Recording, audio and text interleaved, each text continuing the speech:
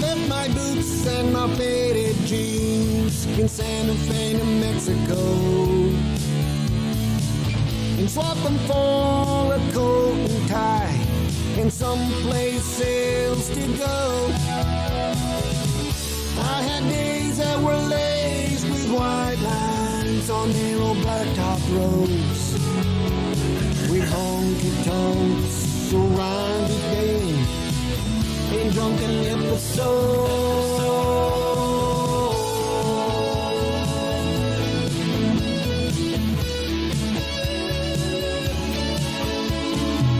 Those flashing lights and them bus- Hey there, boys and girls, ladies and gentlemen, brothers and sisters, saints and sinners. Welcome to the Saturday Night Church of the Search, where we discuss everything Fenn and pretty much anything else we want to. Make sure that you poured yourself an adult beverage. I have in my new, brand spanking new Team Treasure Princess cup. And we'll come back. Let's listen to She Played Memories for a little while. in her guitar, played tears I swore were yours, 'cause she played memories, the kind every romance to. You dark rhapsodies, the midnight rendezvous, and she played memories of songs that made me blue. Hey, Candy, I caught the tail end of your show, and I think you were trying to do a Zoom group meeting and then bring it into YouTube. Call me later, and I'll explain how to do that. They don't work well together. There and read my heart like it was an open book. I tried to lie as always, but her voice is all it took to bring back Sunday morning rides and sunsets by the stream and old grass beds we made love in and dreamed our silly dreams.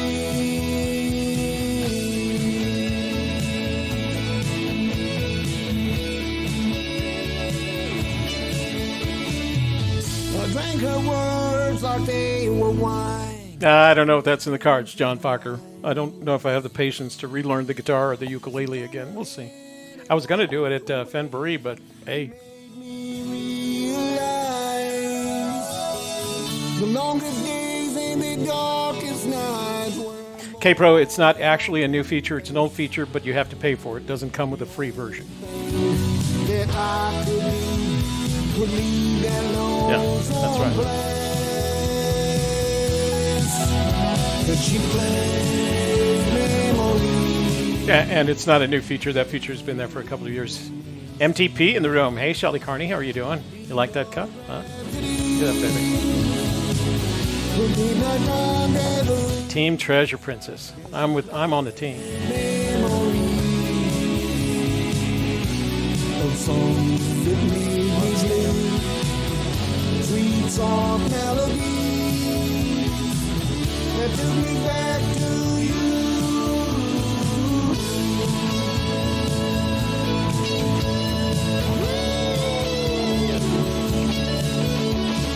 Took me back to you.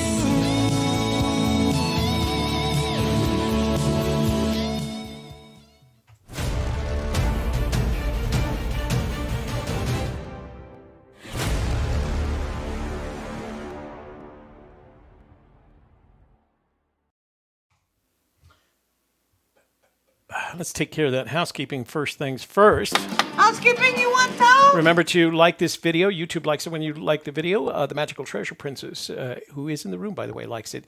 If you like the video, share it with your family, your friends, your neighbors, your business associates, the entirety of your social networks so that we can grow the channel. And finally, if you're not already a subscriber, this would be the ideal time to click on that subscribe button. And when you see the notifications bell, click on the notifications bell. And that way, every time we start a live stream, you'll be informed and immediately informed and in the know. Also, if you want to communicate with me, the best way to do that is to send a text message to the number right below my chin here, 202-815-1171. You can also highlight your comment in the chat room by preceding your question, preferably, with an @ A Gypsy's Kiss, as the Imagination Channel Treasures New and Old has done, as Shelley Carney has done. That's another way to do it. And finally, if you're a brave and generous soul, you can always go down to the bottom of the chat screen. You'll see a stylized but grayed out $. Click on that $, and YouTube will walk you through donating to our quiet little project here. So thanks for joining me tonight. We've got music to play. I'm not going to read emails. I'm not going to. Well, I will read text messages if you guys send them to me now. But I'm going to go ahead and open up the phone lines right now. There's my friend 3D Bronze growing the channel at $1.99 at a time, brothers and sisters. $1.99 will get you the nice turquoise color. If you go with higher numbers, you get brighter and brighter, progressively brighter colors.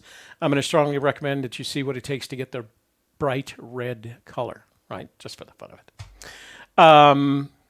Let's see. Also, like Shelley's premiere video coming out on Monday. Meanies have already thumb downed it. Oh, trolls. God bless them. Hey, you know what? The nice thing about it is you get a view out of it. Every time they come and do a thumbs down, you get a view out of it, and that's where the money is, baby. So don't worry about it. My daughter, Toby Renee, went live on Instagram today to do a little cooking video with her boyfriend out of Alexandria, Virginia, and it was really cute. It was just adorable. We don't have any emails, so I don't think I have any emails. Hang on just a second. I just got a text message asking me if I had some emails from Jim. Let's see. Maybe Jim sent me an email. Jim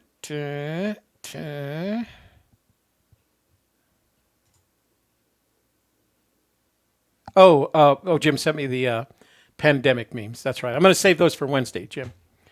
I'm going to keep it rather light tonight, but thank you for that. Thanks for sending them to me. You were texting them to me, but thanks for going through the trouble of sending it to me via email. In the chat room, I'd appreciate it if you tell me whether you're a saint or a sinner so I know who I'm dealing with tonight. Just want to make sure, just trying to cover all the bases. Phone lines are open, 202-815-1171. In the meantime, let's play us some music. I'm doing jazz tonight.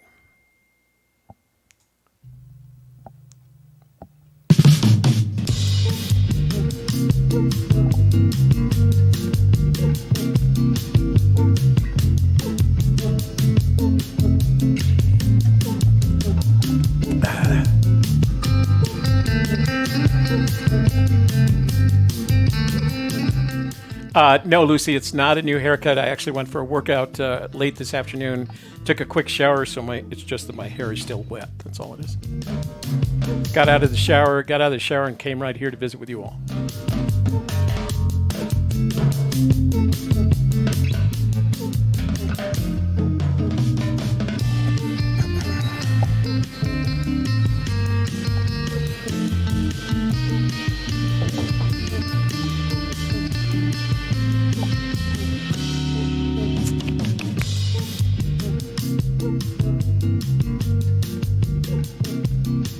You're an angel. Yeah, you're an angel. So here, let me, if you want to go get yourself your own magical treasure princess cup. I'm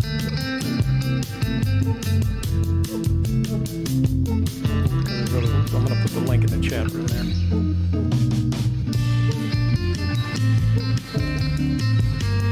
Oh, wow, that is way too much of the URL. Hang on just a second. Copy link address. Let's see if that's right. Wow, that's a really short song, huh? Okay, well, that is not cooperating with me. Hold on just a sec. I'll just go there myself, for gosh sakes.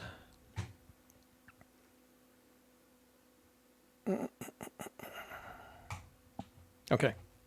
So that's where you can order the Magical Treasure Princess. Wow. That is a big link. I don't know what I'm going to do with that. I don't think it'll let me post that big a link. All right. Well, the easy way to do it, apparently, is go to our... let me zoom in for you. Let me screenshot for you. So go to our community page, right there, Gypsy Kiss community page. Scroll down, and there's the Zazzle link where you can order your own magical. Oh, and there's a 15% off with a family art Zazzle. So yeah, that's where you can get that. Come back here, full screen. See if I can remember to do this without the MTP being in the room to remind me of all this stuff.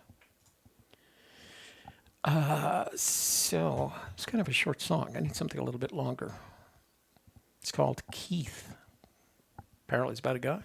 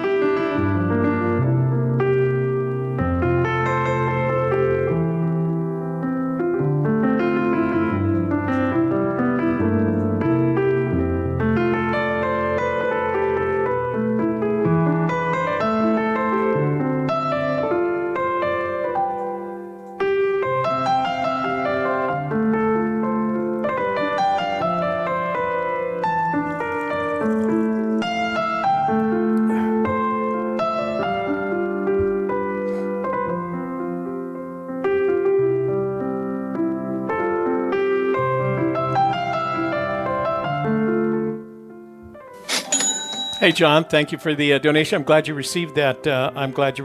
Print. It looked beautiful, and they were very gracious to send it. And even better, I didn't have to worry about it because they drop shipped it. So that was very kind of them. So I'm glad you like it. I'm glad that you like that particular print. I'm going to go down there after they open next Friday. I'll probably go down on the weekend and visit the gallery. We're of course busy on Friday night, so we won't get to see it. Oh, Colorado's in the room. Hey, Colorado. Your favorite friend asked me to do that. So you can thank Sarah for that, all right? Next time you type something, you'll notice it.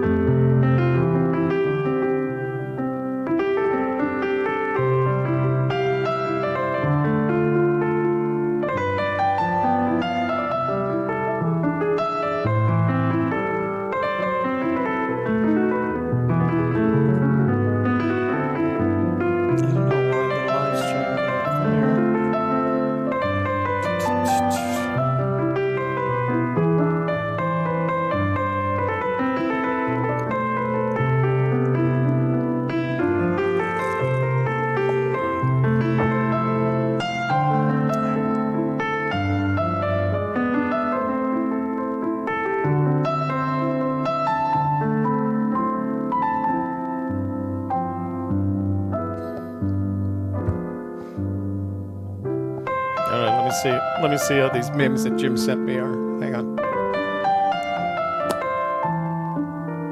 Oh, I did. Where did I miss that? Oh, I did.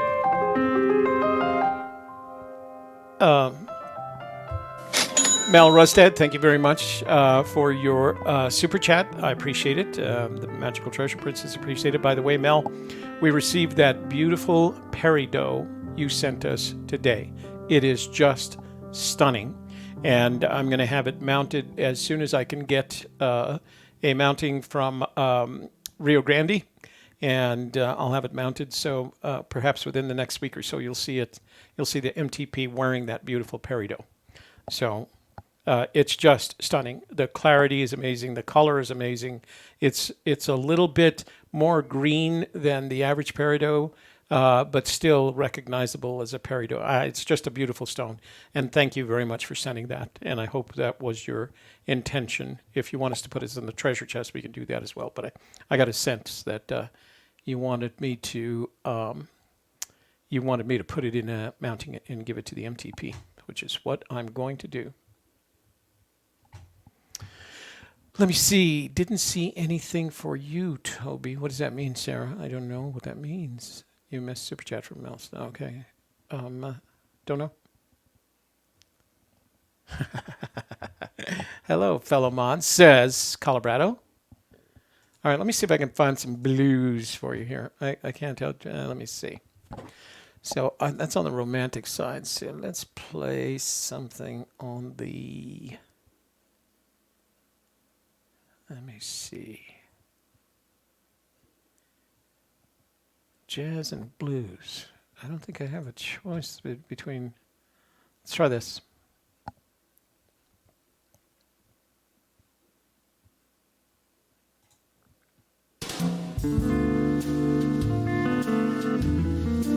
It's kind of bluesy, right? Jazzy, bluesy.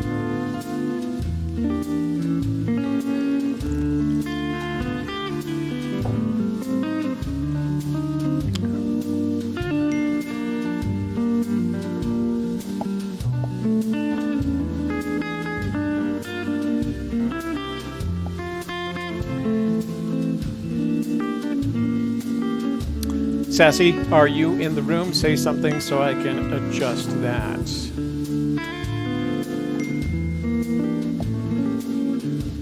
So Brit Chaser's popping us with some emails. Let's see what he has to say.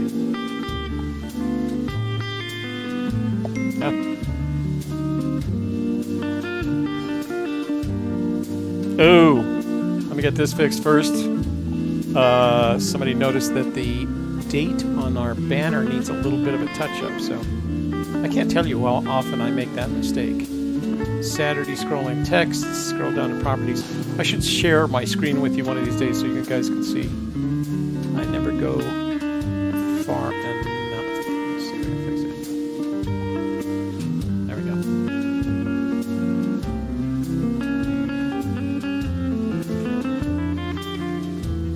There we go. The scrolling text on the banner is officially fixed. So there she is. All right, Sassy, let's fix that. Welcome back. I hope you're feeling well, Sassy. We missed you while you were gone. And I know that you were experiencing some, was it flu? But glad to have you back, sweetie. Wow, all the mods in the room now. It's going to be a busy night. You know, with that many mods in the room, there won't... All right, let's see what Karen in the member vault has to say. Sassy's taken care of. We can delete that. Karen says, date on the banner needs a little touch-up. Oh, okay. Thank you, Karen, for noticing that. I think you've done that before, too. Let's see what Brit Chaser has to say. All the way from the UK. If the last... Well, I'm going to turn this down here. If the last stanza were 4 locations to draw an X on a map, what would each line represent? For example, so hear me all and listen good as Bighorn Mountain. I would say, so hear me all and listen good reminds me of horns. And in the Bible, it was Jericho that was blown down with horns. So I'd say Jericho Mountain. So hear me all and listen good. If, crap, I don't remember all of this. Let's see. Draw an X on the map. So I'm just winging it here, Britt. I've never actually thought about this, the question here. So let's see what we come up with. All right. So everybody in the room, let's make this room participation. So what Britt is asking is if we take each of the lines in the last stanza and use them, each line, as a point on a map so that you could draw an X, see what you could come up using your imagination that you were gifted with when you became a Fenn treasure hunter. See what you come up with. So hear me all and listen good. What comes to your mind? What's the first thing? Let's do this like a psychiatrist would. What's the first thing that comes to your mind when I say, so hear me all and listen good? I think Jericho. Okay? You guys put down your answers. So hear me all and listen good. Your effort will be worth the cold.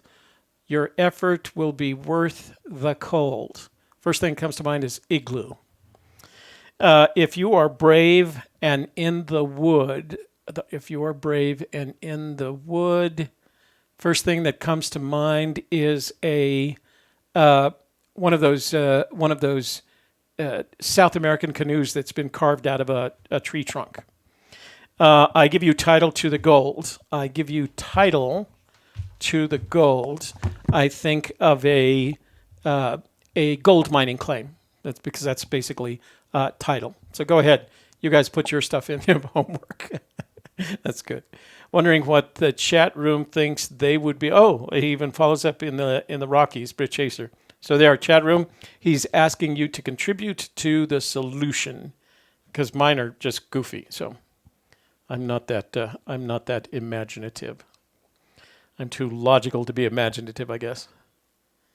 All right, Jim. Let me go see these pictures that you sent me and see are they safe for work, Jim? Because we run a family operation here. James Bailey. Oops, sorry. Probably didn't want me to do that. Okay.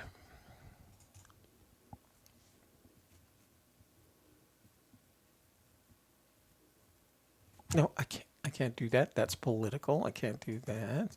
Let me see. Let's see.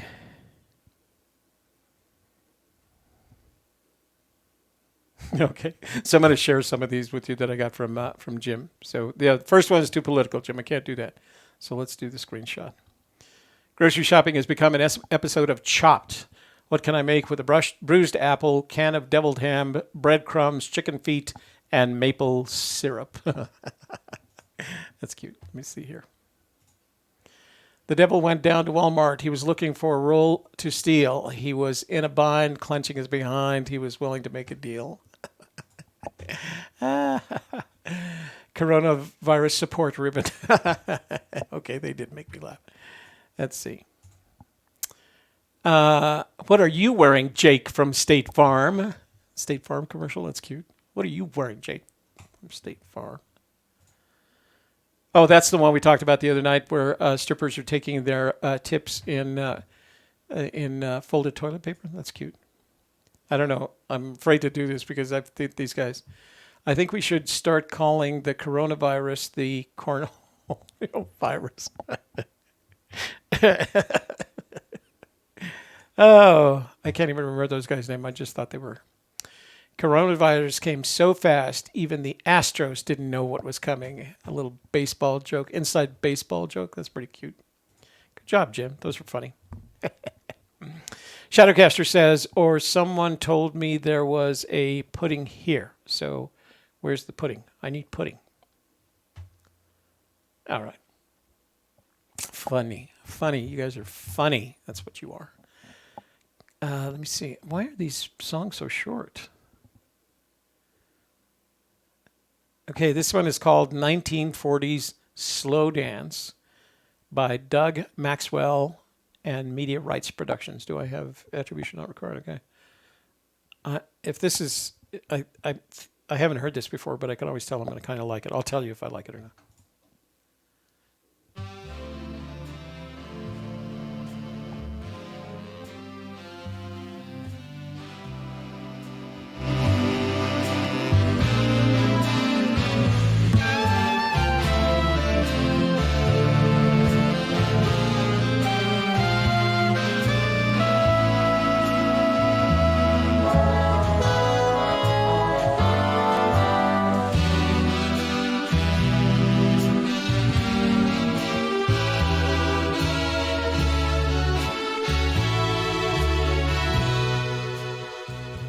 I've always liked this this style of big band slow dancing music. I remember my mother and father dancing to it. My dad played the clarinet, and every once in a while there'd be some event that was taking place in Santa Fe, and they'd invite him up to come and play in front of the band. So, but like the other Younis men in the family, he was a great dancer.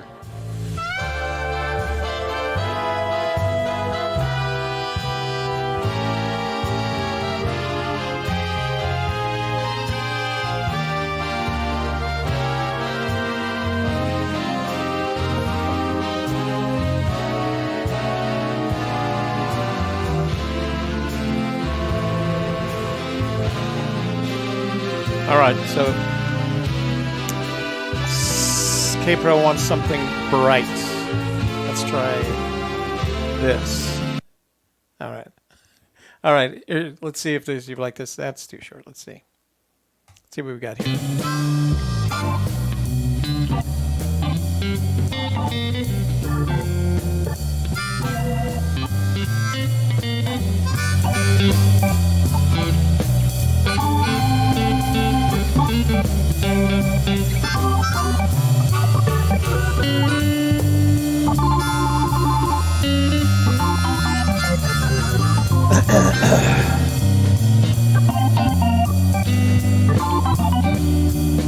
No, Candy, I can't, and the reason is that's all copyrighted material, and we would get a copyright strike and perhaps lose our monetization. So we can only play the music that's approved out of the audio library by YouTube. So.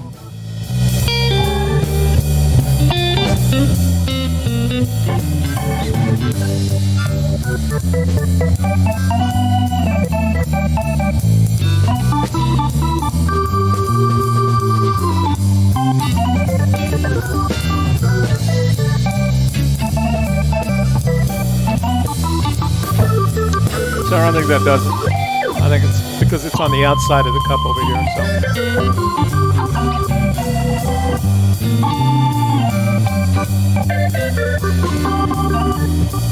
You know what this jazz thing is not worth. I'm going to switch over to let me see. Let's switch over to rock and call it bright, and then do. Let's try this.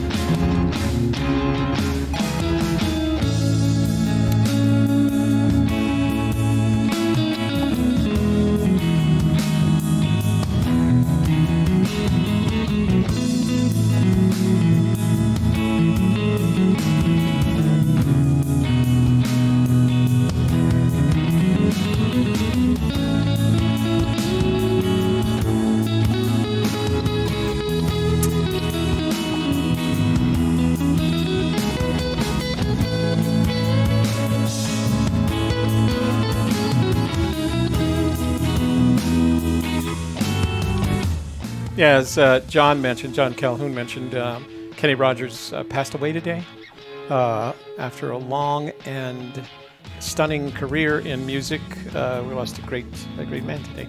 But can't play his music, guys. Anything that's copyrighted like that, I cannot do at the risk of getting a copyright strike. And if I get 3 of them, then I lose Gypsy Kiss as a channel. I would go away. Shelley and I would be left with, Sales Leaders Institute, the World Sound Project, and COVID conversations. So if you want me to just keep COVID conversations, I can do that as well, because I think that's where that's going to be a fun channel.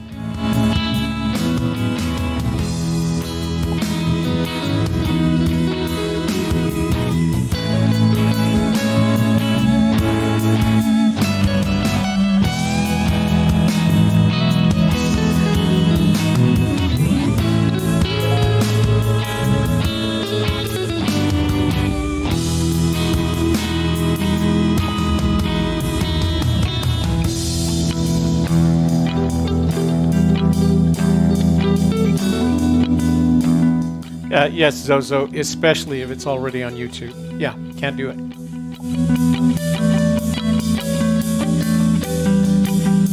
So I just got it.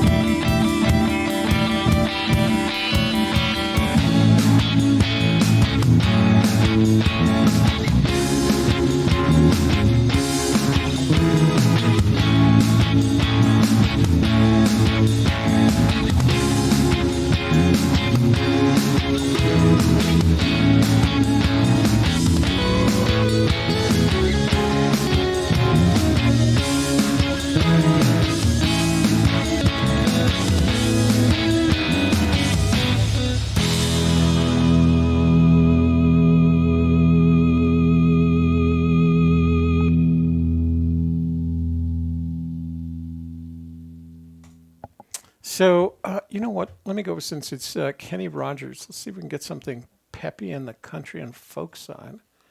These are all kind of, let's see, bright, calm, dark, dramatic, funky, happy, inspirational. I don't know if I want to do inspirational. Let me try this. Let me see what's going on here.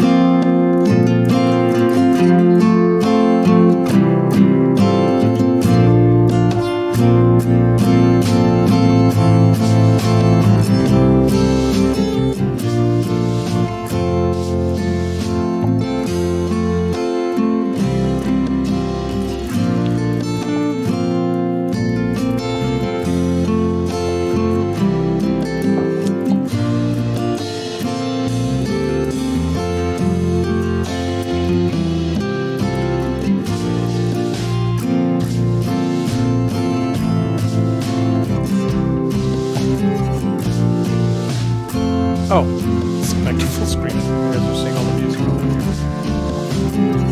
I don't know, guys. So here's the deal.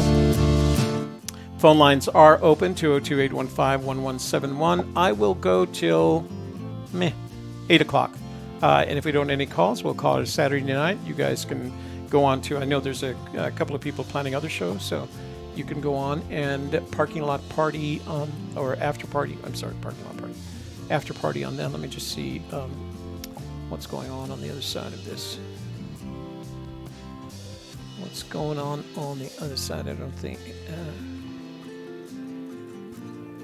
Let's see. I don't see anybody else doing much of anything. So maybe after this. All right. And we can call it an early Saturday night. And I can get up early tomorrow and go bike riding. And Shelly and I are meeting in the afternoon for work. And then, so what I'm doing with my children is I invited them, children, I just took our family list, which is, I don't know, 20 people. Oh, look. Yeah, we need some Waco Joe. Thanks, guys. Hey, Candy, can you hear me okay? Yes, I can. How are you, Toby? Good. You're on the air.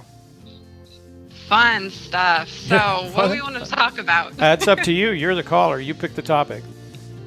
Well, I know last time I talked to you, we were talking about the fifth stanza in the poem and how it relates to the solve. So why is it that I must go and leave my trove for all to seek? The answer is I already know. I've done it tired, and now I'm weak. Yes, that one. So, essentially, I connected that, with my War For Me chapter and his original blog about it. Because before you even look at it, at the top he says, with the weakness of my words, and then he says something about being tired. So it's very interesting. But I have other few things I could talk about too, where I was going to possibly save it for Cape Pro's marathon next Saturday. But I mean, you've been watching my embarrassing live streaming. No, that isn't embarrassing. So first of all, if you're going to save it for Cape Pro's marathon, save it for Cape Pro's marathon. I actually have another question for you. Okay. And I'd like your opinion on the matter. So he writes in that stanza, so why is it, he asks the question, right? Maybe I asked you this before. So why is it that I must go and leave my trove for all to seek? So he's asked the question. And then he says, the answers I already know, puts a comma there, and he says, I've done it tired and now I'm weak. So my first impression the first time I read that, I thought the answer to the question was, I've done it tired and now I'm weak. And now I, of course, don't believe it is. I believe the answers that he knows, we don't know. So the question I have for you is, what is the answer to the question, so why is it that I must go and leave my trove for all to seek? Well, I mean, because he knows it. Apparently he knows it, but we don't. Yeah. No, I caught that. I definitely caught that when I read the poem, but I feel like it has many different layers and levels to it because it's so vague and open for interpretation.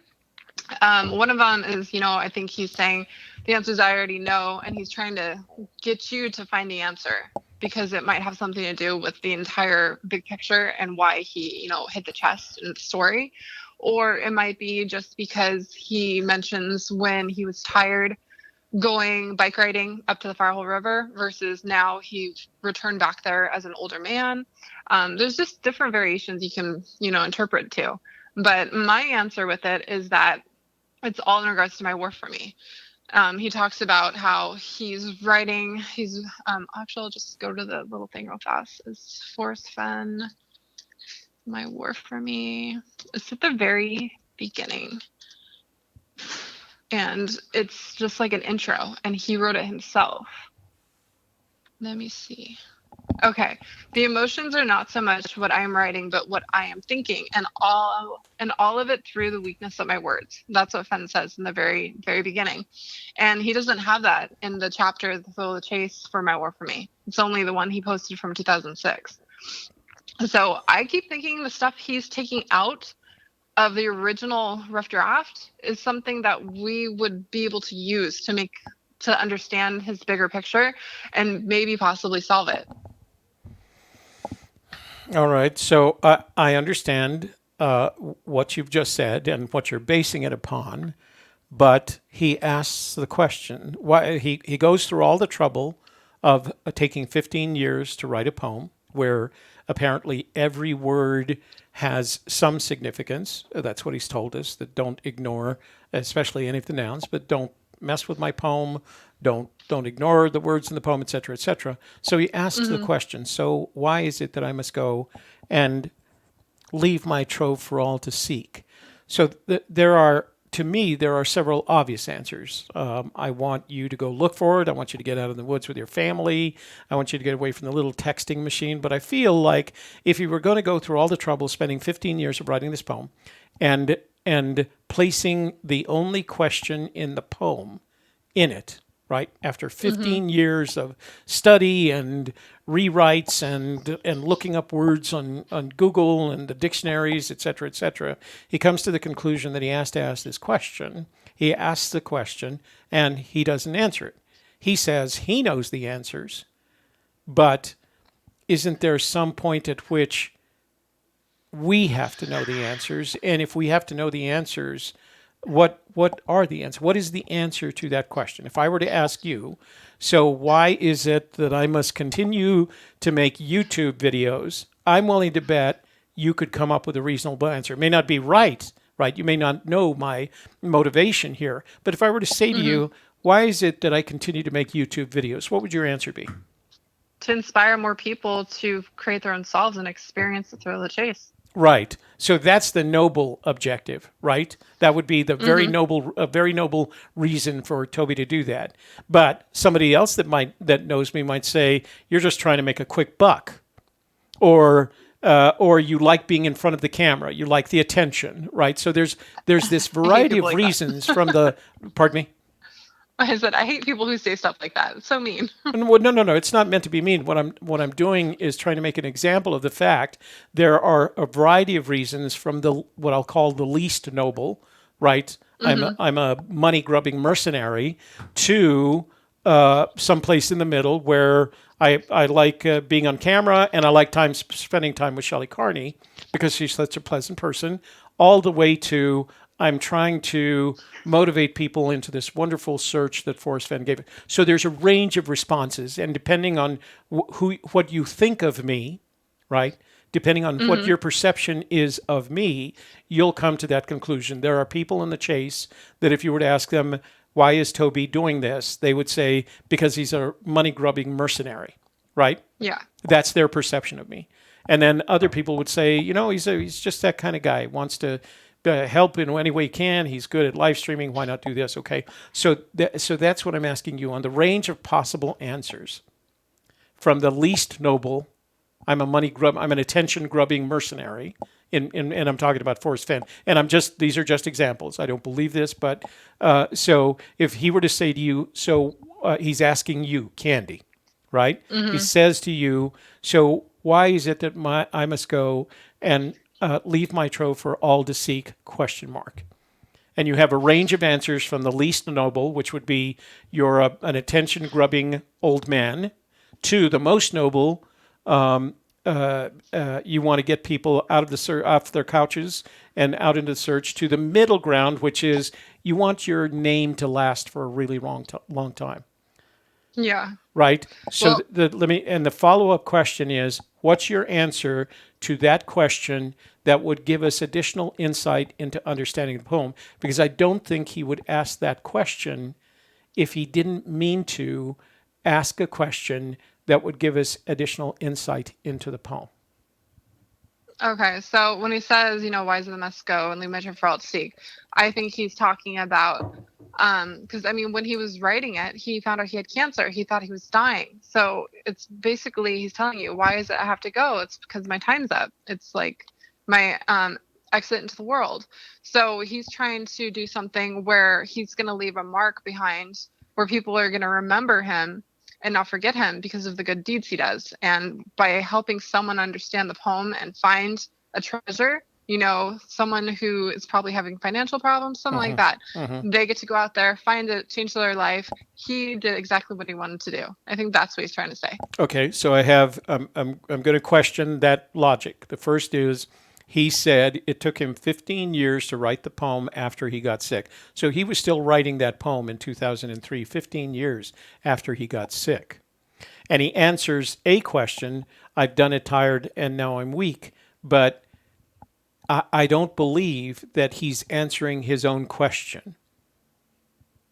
Right? He's not, when he says, I've done it tired and now I'm weak, I don't think, so when he says, why would I go out and hide my treasure? The answers I already know. And then he says, I've done it tired and now I'm weak. I don't think that's the answer that he already knows, because I don't think he'd state the obvious answer. Right? No, I don't think it's an answer. I think it's a hint to the stories in his book that's going to allow you to possibly, figure out where one was hauled, or figure out, the search area. I think he likes to hide hints and, the answers to the things that we're searching for right in front of our faces. So I don't think it's like an answer that he's giving us. He's just giving us a hint. He's saying, I've done tired, now I'm weak. So I have that in myself. But I mean, to just answer your question, how he interprets it, like I said before, it's just how someone else interprets it. Whatever is going on with their, the map in their head, how their solve is coming together. So it's not really just like, you can answer the question. It just depends on how you see things. So Jono is asking, ask Candy if Forrest told her any of the 11 things that needed to happen before he hid the chest. Yeah, he did. And I was sitting there so awkwardly because I was just so happy just being able to meet him. So I was even talking to Caper about this, and I was trying to recount everything he said. But I remember he said 11 things had to happen before he could actually go forward with the chase and do all this for everybody. So, I mean, I could probably hunt my boyfriend down and ask him. He has a better memory than I do. That would have been a good thing to record. No, I don't record people without their consent. So I don't want to be one of those people that has secret recordings of Fenn and then posts it. It's not nice. All right. Well, nor would I do that. All right. So here it is for the room. If I was Forrest Fenn, and I'm not even close to being Forrest Fenn, and Forrest Fenn were to ask you in the room, why is it that I must go and leave my trove for all to seek? He's asking you personally. Why is it that I must go and leave my trove for all to seek? Translation is, why am I hiding this treasure chest? Right? So that's the question. That's the question he's asking you. So let's do a little bit of crowdsourcing here. Everybody in the room, answer that question. Forrest Fenn is asking you, why did he hide this treasure chest for you to seek? And it's not, the answer is so that we can seek it. I don't think that's the answer. Think about it. Mm-hmm. You need to do a video on this. I'm already doing a video on the first clue and what, and I'm not talking about the warm waters and where they halt. I'm talking about the it in Begin It. I actually have a video on that I could Yeah. probably upload tonight if I wanted to. Yeah. But I was going to touch base more on that on the marathon, or I could talk about it with you and then change the subject on the marathon to something else. I kind of touched lightly on it yesterday when I went live on my first live YouTube. It was so awkward. But I found a lot of questions and, connected them in regards to, I think Fenn is totally pulling it over our head. He's like the wool over our eyes. The first clue, he says that the person who finds the chest will not know they've figured out the first clue until they have the chest. And every time he talks about warm waters in the first clue, he always brings up the blaze. And I swear to you, I think the blaze is the first clue. And that's why at the very end of the poem, he says, if you've been wise and found the blaze. So he's like, talking in past tense. So it would be really funny if it was the blaze that you had to find in order to begin where warm waters halt. And then that's why you were able to go and find the chest, because you completed the clues in consecutive order. So Sassy says, I'm sorry. Sassy says the answer is being a retired person myself. I think he was bored. I have created so much stuff since retiring, crochet, artwork, renovating the house, etc.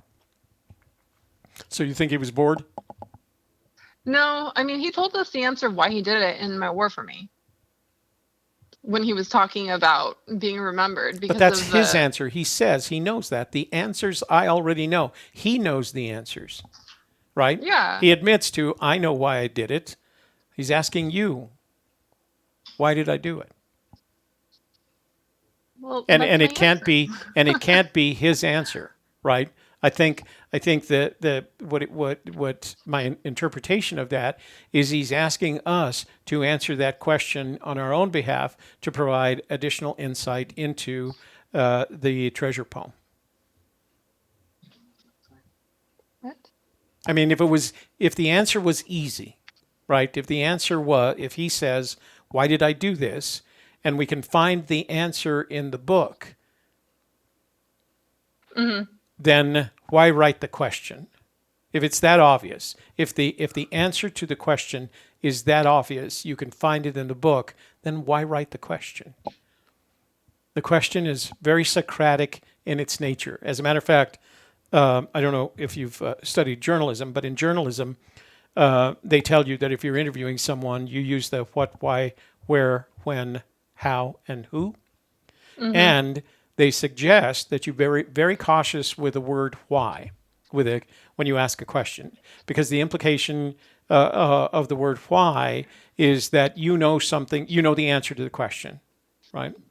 Why do you keep making YouTube videos, Candy? Right? Don't let me answer that. No. And that's what I'm saying. And that's the implication. So generally speaking, if you're sitting with an interview subject and you say, why didn't you order the supplies earlier when you were aware that this problem was going to occur? You already know the answer to that question. And that is, they probably don't have a good answer, but you're putting them on the spot. So he's putting us on the spot. Why did I hide this treasure? And he's putting us on the spot with that question.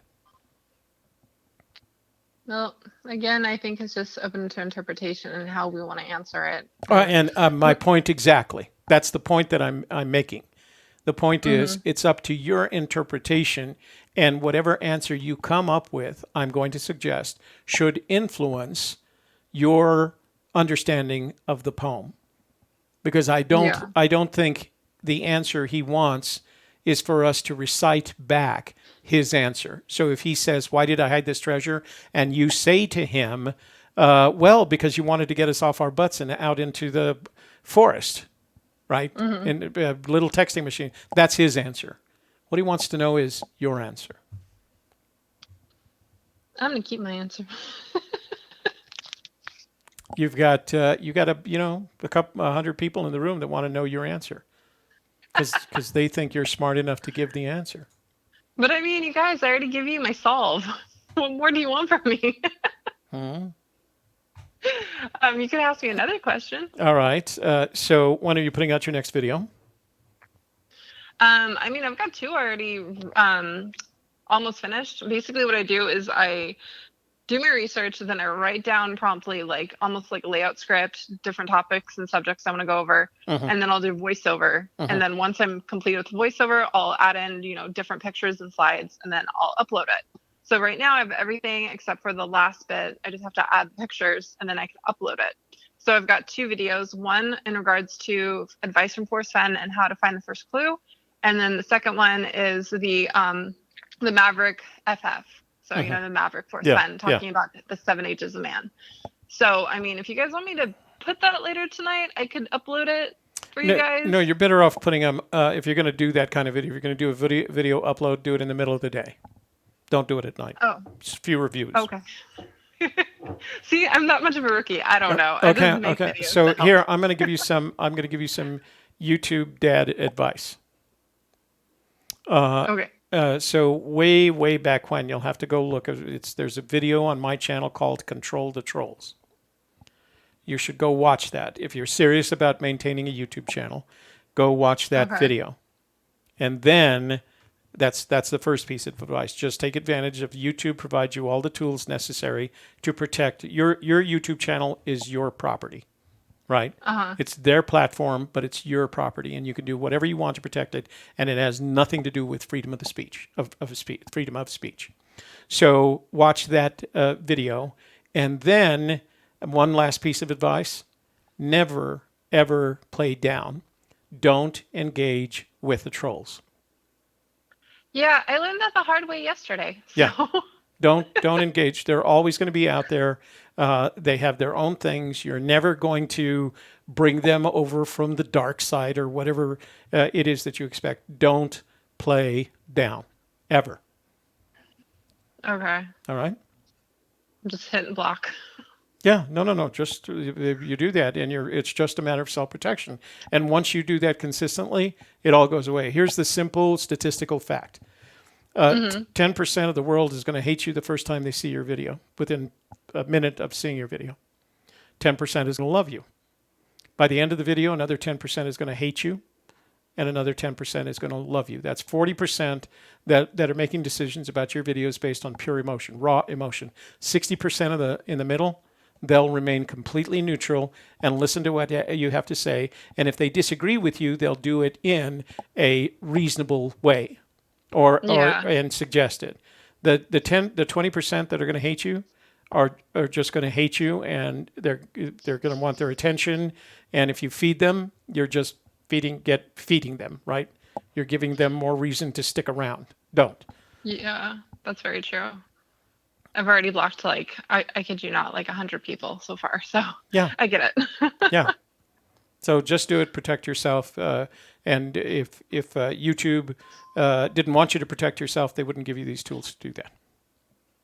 Yeah, I will definitely keep that advice and adhere to it. Yeah. I had a question for you though. Okay, go ahead. So in the poem, it says, begin at where warm was halt, taking the canyon down, not far, but too far to walk. Put in below the home brown. Mm-hmm. How is it that we are suddenly below the home of brown? How do you interpret that? So I interpret it in the traditional outdoorsman's way. Right? Okay. So below is not a up and down. Well, it is an up and down, but not below in the sense. So when I tell you I'm going to be fishing the Pecos River below Dalton Canyon. Isn't that south?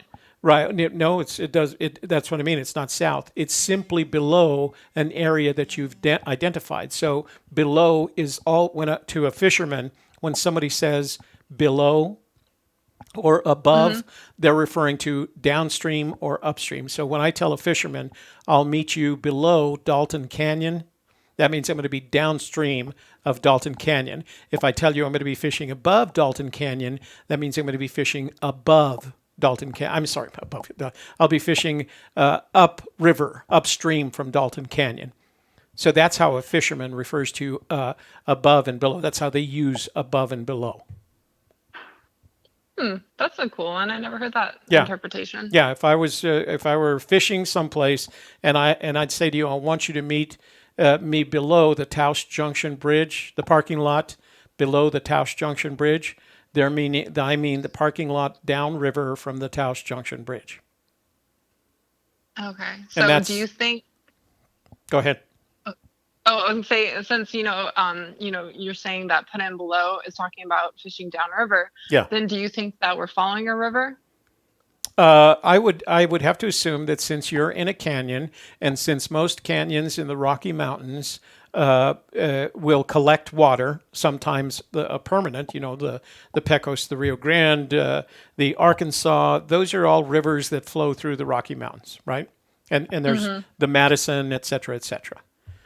So to me, it is likely based on his love of the outdoors, and the outdoors, including canyons that have water running through them or valleys that have water running through them. Yes, I believe that you're walking down a canyon that has a river running through it, just like the book. I like that. I wouldn't. I couldn't imagine. I couldn't imagine him hiding the treasure in a dry arroyo bed. Neither could I. And don't get me wrong, not that I don't love them. I think arroyo beds can be just as attractive in the high desert as anything else.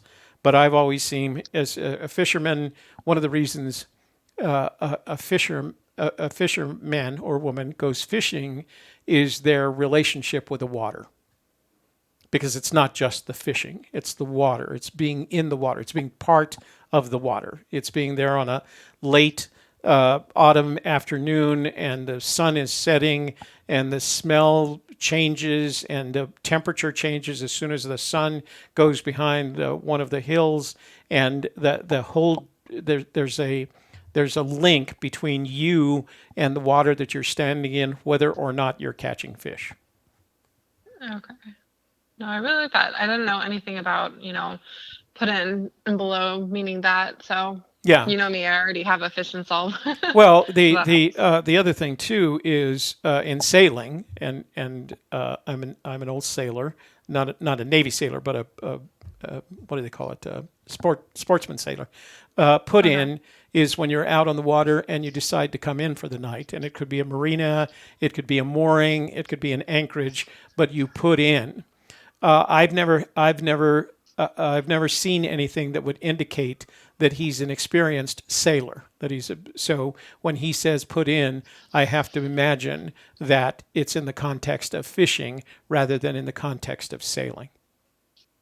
Okay, so just talking about go in the river and fish downstream. Yeah, when like I said, if I were to tell you, I'm going to meet you on the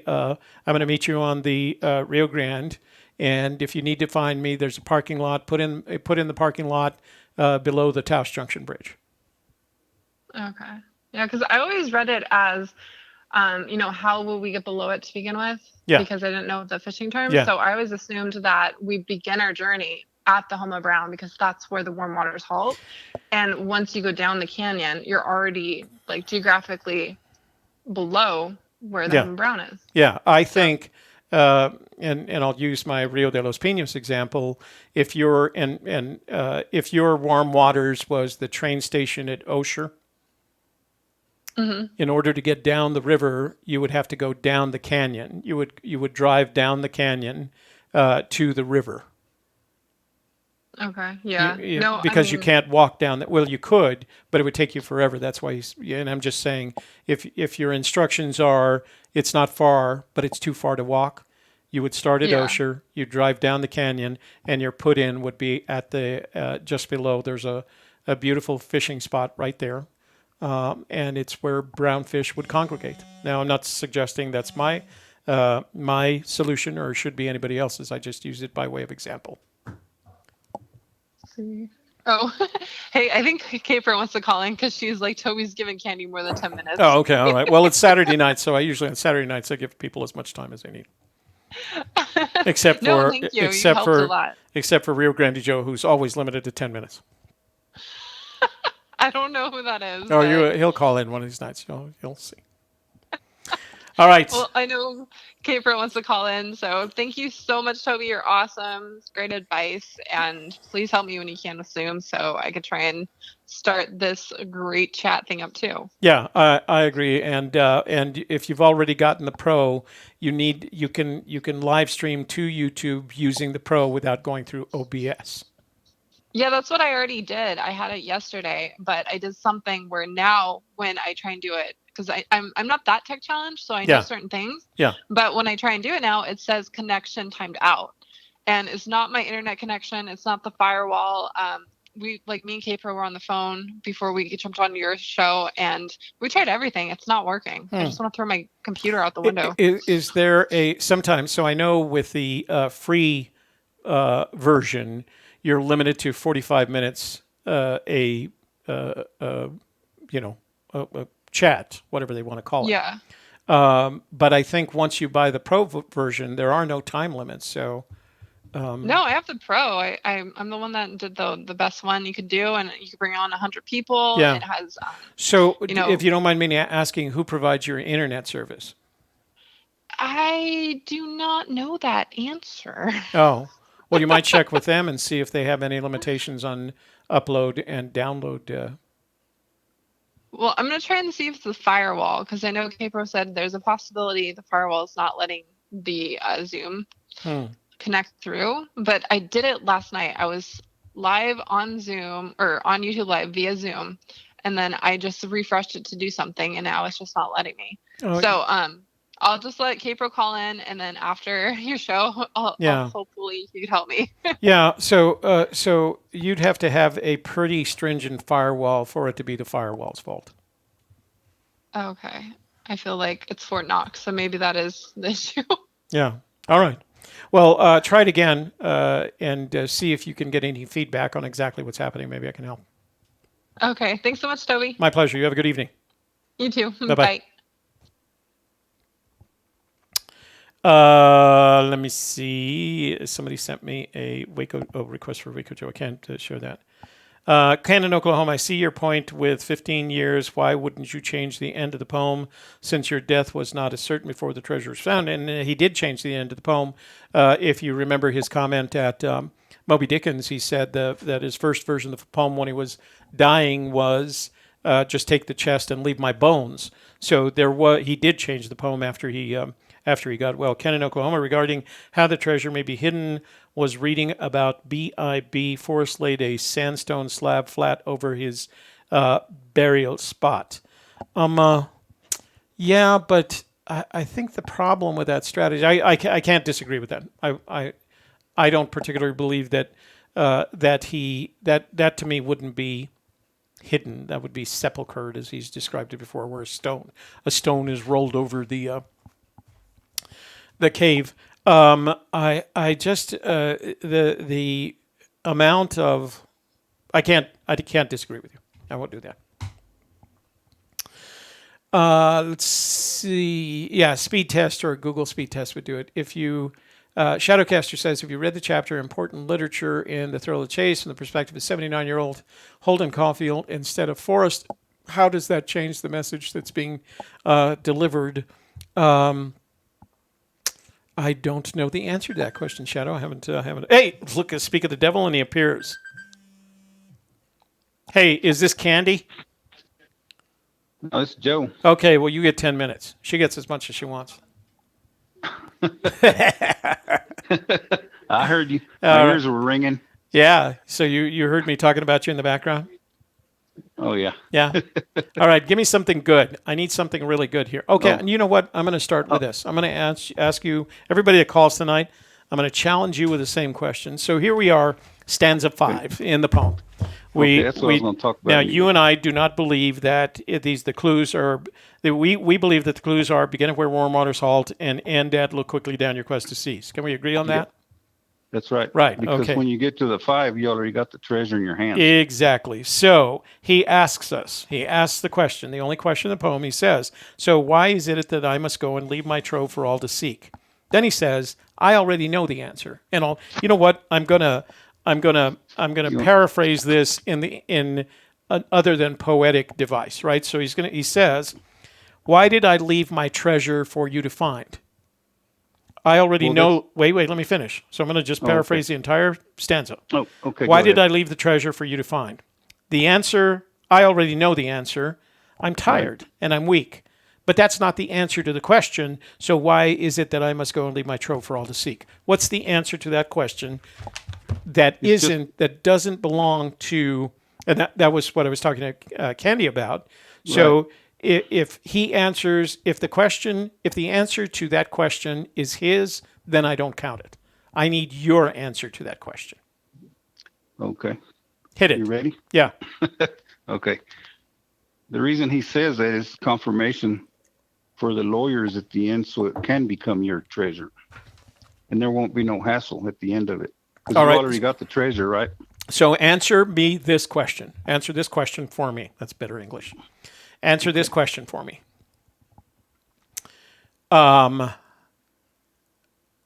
Candy says now she knows the answer. So answer this question in your own, using your imagination and not Forrest Fenn's. Are you ready? Why did Forrest Fenn hide this treasure? What's your answer to that question? Well, when he says he done it tired, now he's weak. No, that. First of all, I don't think that's the answer to the question. That's Forrest Fenn. No, I'm looking for Rio Grande Joe's answer. Well, he's made all he wants in his life, and he's leaving some for for us to find it. He's got plenty of money. He don't need any more.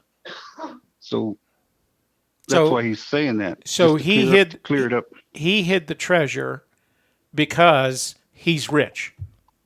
Right, and he doesn't need it. He says, that's why I leave it for y'all to, that'll be come up in the court when you're fighting for it or whatever. Okay, I'm going to ask you the question again, and I'm going to add some context to it. Okay. I'm going to ask you the question, why did he hide the treasure? And I want you to answer with something that's going to give me additional insight to the poem, that's going to help me find the treasure. If I were to ask you, why did Forrest Fenn hide the treasure? You need to, you don't need to, you can just refuse to do this and we can hang up and talk some other time. But what I want to hear from you is, in the context of giving me a better chance to find this treasure, what's the answer to that question? Because he's the only one that fits the place where he's going to die upon it. Everything around it, all the area fits him just right. Where they're going to find his body over the treasure. Otherwise, he wouldn't have hid it there. Because he's all about himself. And he wants people to remember him by this. So if he would have hid it someplace in anybody's saw that the area doesn't mean nothing to him, that's not where it's going to be. He was going to hide it where something meant to him. So here's what I'm afraid of. What's that? I'll tell you what I'm afraid of.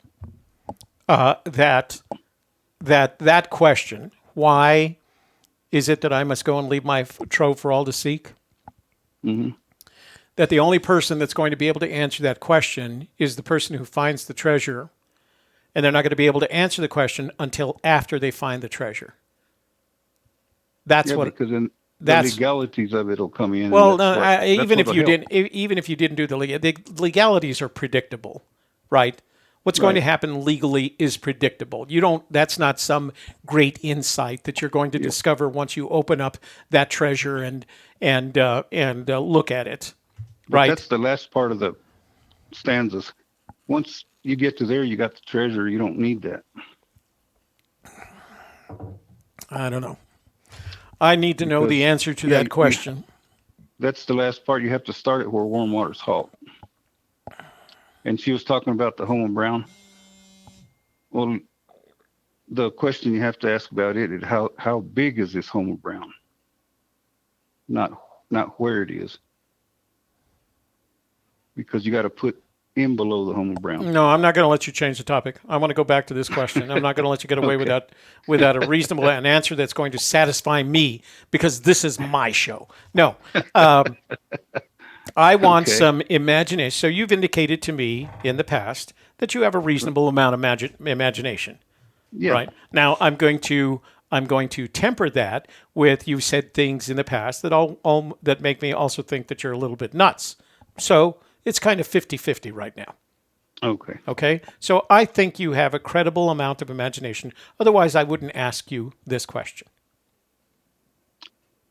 And it's a straightforward question, and it can be answered in 10 words or less, I'm willing to bet. Because Forrest Fenn is a simple man. He asks simple questions and he seeks simple answers.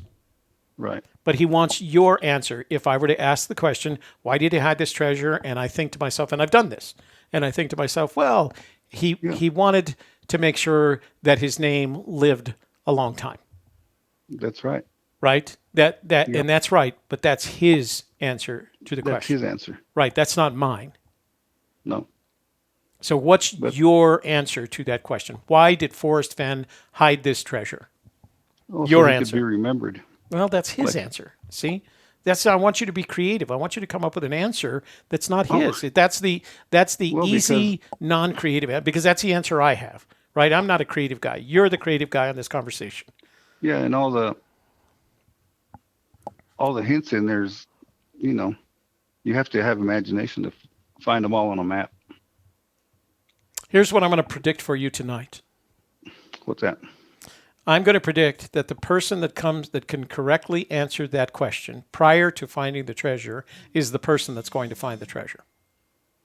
That's what I'm going to predict for you. The last few are just confirmations, like, if you're brave and in the wood and all that. It's just obstacles you got to go across to get to it. Yeah. It's just for the lawyers at the end of the. No, I agree. I agree with you that the last stanza is what you'd need in a court of law to validate that you own the treasure, that it was the title was transferred to you. But you don't need that end part to find the treasure. No. I don't think you need anything after. If you've been wise and found the blaze, look quickly down. After the fourth stanza, that's it. Right, but you got it. But then he wrote 3.5 other stanzas. Just to make sure you get it, and it's going to be yours. Right, I agree. So the first stanza, you and I have agreed in the past that's all about claiming ownership and sanity. Right. Then we get down to the sixth stanza, and that's transfer of title. Yeah. But he also says that. Don't ignore any of the nouns, any of the words. Don't mess with my poem, etc., etc. So if this fifth stanza didn't have any value, then why don't I just scratch it out in its entirety and ignore it? Well, that's going to help you to keep the treasure, so it'll be yours. No, not them. No, I could take. So I'm going to read the poem in 5 stanzas for you. Okay, read it. And actually, I'm not going to read it in its entirety. I'm just going to read stanzas 4 and 6 as if 5 didn't exist, and tell me how it changes the poem. All right? So here's stanza. If you've been wise and found the blaze, look quickly down your quest to seek the end of your treasure hunt. But tarry scant with marvel gaze. Get the hell out of there. Just take the chest and go in peace. So hear me all and listen good. Your effort will be worth the cold. If you are brave and in the wood, I give you title to the gold. Yep. So I just read the poem without the 5th stanza, and it doesn't change the actions that you described, right? So, no. Right. So then, why the hell is the 5th stanza in there? Why is that stanza in there? He said not all of them will take you to the treasure, but you can't discount any of them. Right, but I just did. I just discounted the entire 5th stanza. Right. If the 5th stanza is all about asking me the question, why am I hiding this treasure, and answering it with his answer, which is, I want my name to last long. I want to get your butt out of the easy boy, lazy boy lounger. I want you to go find. I want you to go find that treasure. If I could just ignore, if none of that is there, right? I could ignore. I could read the poem, and I hope Forrest doesn't see this, because every time I say something about ignoring the poem, he gets upset. But and that's the point that I'm trying to make. The 5th stanza, if you just take it as, why do I need to go look for why did I hide the treasure? And the answer is because you wanted to get us off our butts and into the woods. You wanted to make your name. You wanted to keep life interesting. You wanted to share some of yourself. You wanted to pay back what karma has given. Those are all yous. Yeah. The question, not you being Forrest Fenn.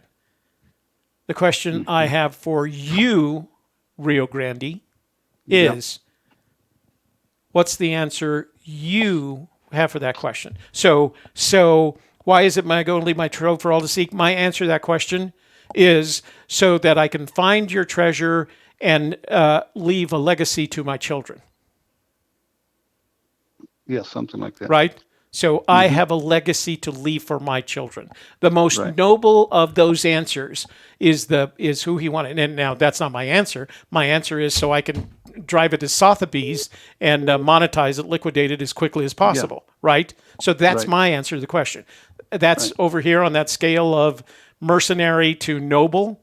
That's on the mercenary side of this. And that's and I'm not going to, I was about to say, that's probably why Forrest Fenn wouldn't want me to find the treasure. Because I'm going to mercenary drive it to, I'm going to drive it up to Sotheby's and sell it to a Russian oligarch or a Saudi Arabian oil prince. That's right. So what's on the other end? What's the most noble thing that you can think of as an answer to that question?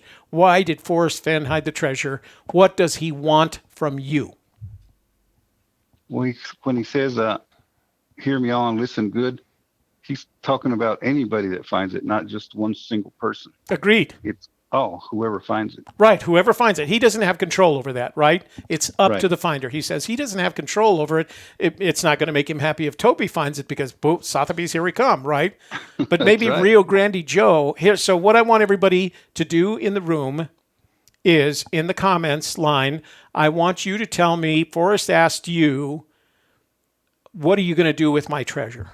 Because that's what he's asking, right? Yeah, that's why he said, what are you going to do with my treasure if you find it? Because now it's your treasure. What are you going to do with it? So I'm asking you.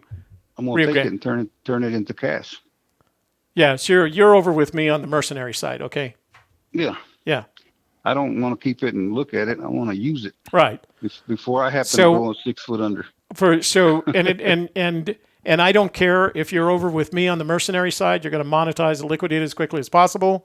Right. Or the noble side, I'm going to donate the entire treasure to the American Cancer Society. I'm sorry, I don't mean to make fun of that, but I'm saying there are noble things that Forrest Fenn wants you to know. And the more noble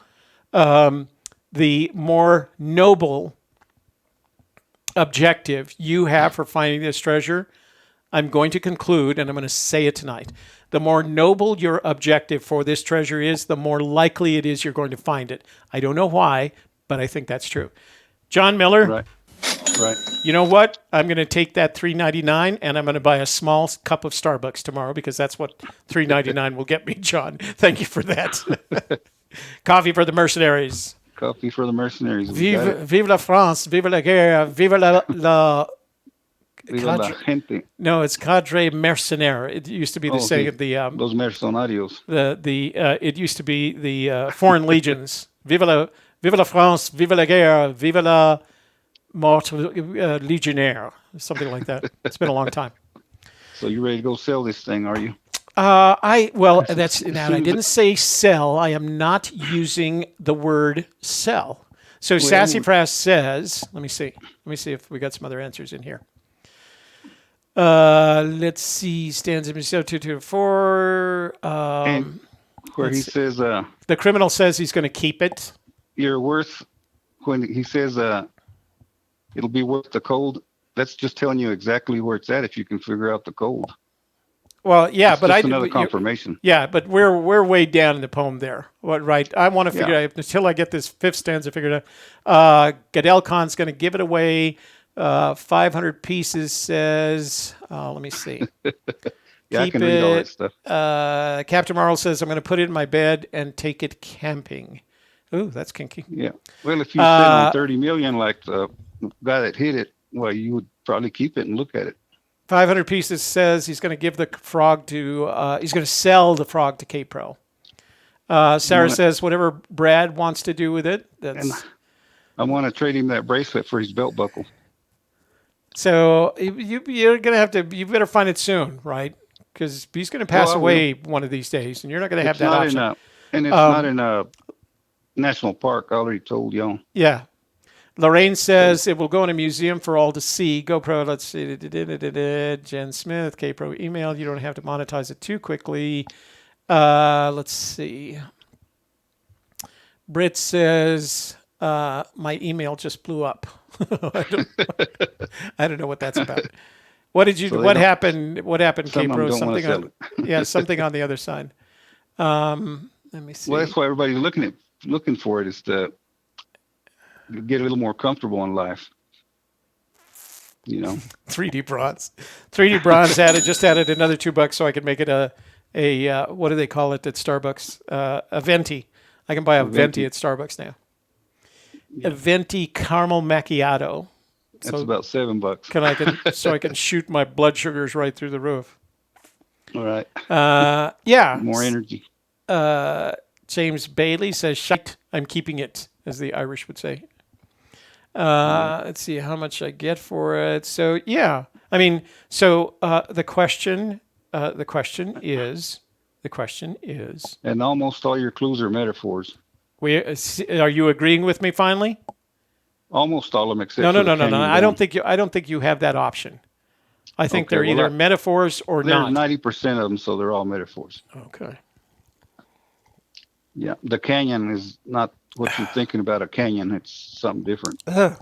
I poured my diet caffeine-free Coke on top of what was left of my Sambuca, and they don't work together. But what the hell? Oh, no Crown and Coke. So yeah, redneck as usual in life. The edges of the box are mercenary to noble, right? Mercenaries are going to cash it in. Noble people are going to do something interesting, donate it to a museum, or put it in a place where everybody can see it, or donate it its entirety to whatever, the American Cancer Society, the American Heart Association, et cetera, et cetera. So I think What are you going to do with the blaze when you see it? I'm going to take, as usual, a picture of it so that after I monetize the treasure, I'm going to publish the picture and say, this is the blaze. He says there will be no paddle up your creek. Yeah.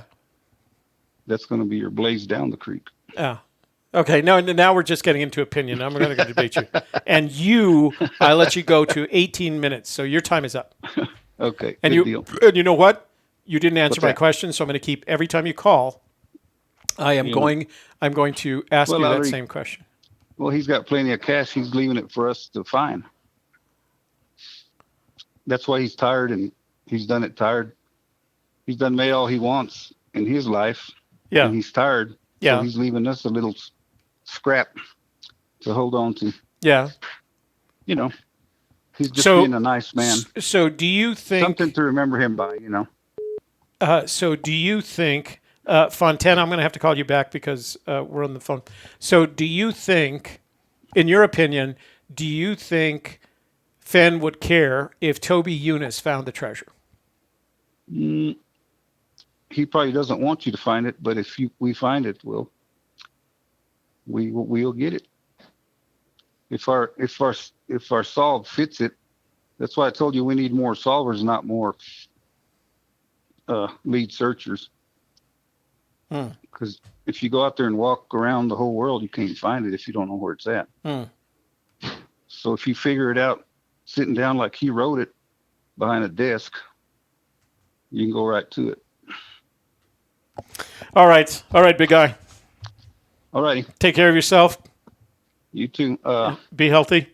That stuff is around your place, so watch out. Yeah, I know. I've already put everything in place that's going to protect me. I've talked to my children and told them that they won't be visiting for a while. Yeah, you got to have a plan, because if you don't. And Shelley and I have talked about the plan. We have some parameters that once they're exceeded, that then we start zooming in our shows. And we have the technology for it, so we're not worried about it. It's just more fun when she's around than when we're zooming in. Yeah. So, okay. All right. Be careful. Take care. Be safe. Be healthy. All right. Y'all too. Have a good night. Ciao. Bow. Ciao, ciao. Bow and Adios. bye and ciao comes out to be bow. Goodell Con. Adios. Thank you, Goodell Khan. I appreciate that. And he says, here's a hint, K-Pro. So he's giving us a hint. Wait a minute. I need to go back to something. The criminal says, Toby stated in another show that the National Guard was deployed and closed the state border. The criminal, I have never, ever said that. Unless it was, right around Waco, Texas, someplace. Then maybe, yeah.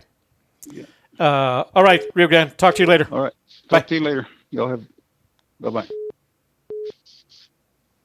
Hey, you reached the Gypsy's Kiss. Turn off your audio in the background. What's your name? Where are you calling from? What's your question about the search? Hey, Toby, this is Jim Legend. Hey, Jim. How are you doing tonight? I'm doing good. Hey, I was wondering about, we're talking about the fifth stanza, correct? Yes, we are. Could you restate your question for me, please? Okay. So hang on. I need to turn your audio up and mine down because I'm getting excited here. All right. So I'm going to read this. First, I'm going to read the stanza. It says, so why is it that I must go and leave my trove for all to seek? The answer, I already know. I've done it tired and now I'm weak. So the question is, why did Fenn hide his treasure? And since he already knows his answer, I'm looking for an answer that it isn't his. I'm looking for an answer to that question that is yours or the person that finds the treasure. So why did Fenn hide the treasure? Well, Toby, the reason I called, I think you might be asking the wrong question. In the stanza, he doesn't really ask why he hid the treasure. He said, why is it that I must leave it? Why is it that I must go and leave it? He doesn't say, why must I hide it? I mean, there's no must to it.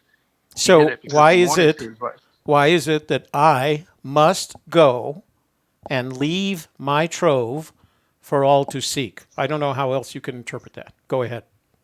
I interpret it as he cannot get back to it. He's asking you to ask yourself, why is it that Fenn left it there for all to seek? Why must he go and leave it there? Not why did he hide it initially, but why did he have to leave it there? So I'm willing to accept that. What's the answer to that question? Why did Fenn leave his trove for us to seek? I think that's what you need to, we need to answer. That's why I'm asking. On it. But I just wanted to clarify that point, and I think it has something to do. He says he did it tired and now he's weak.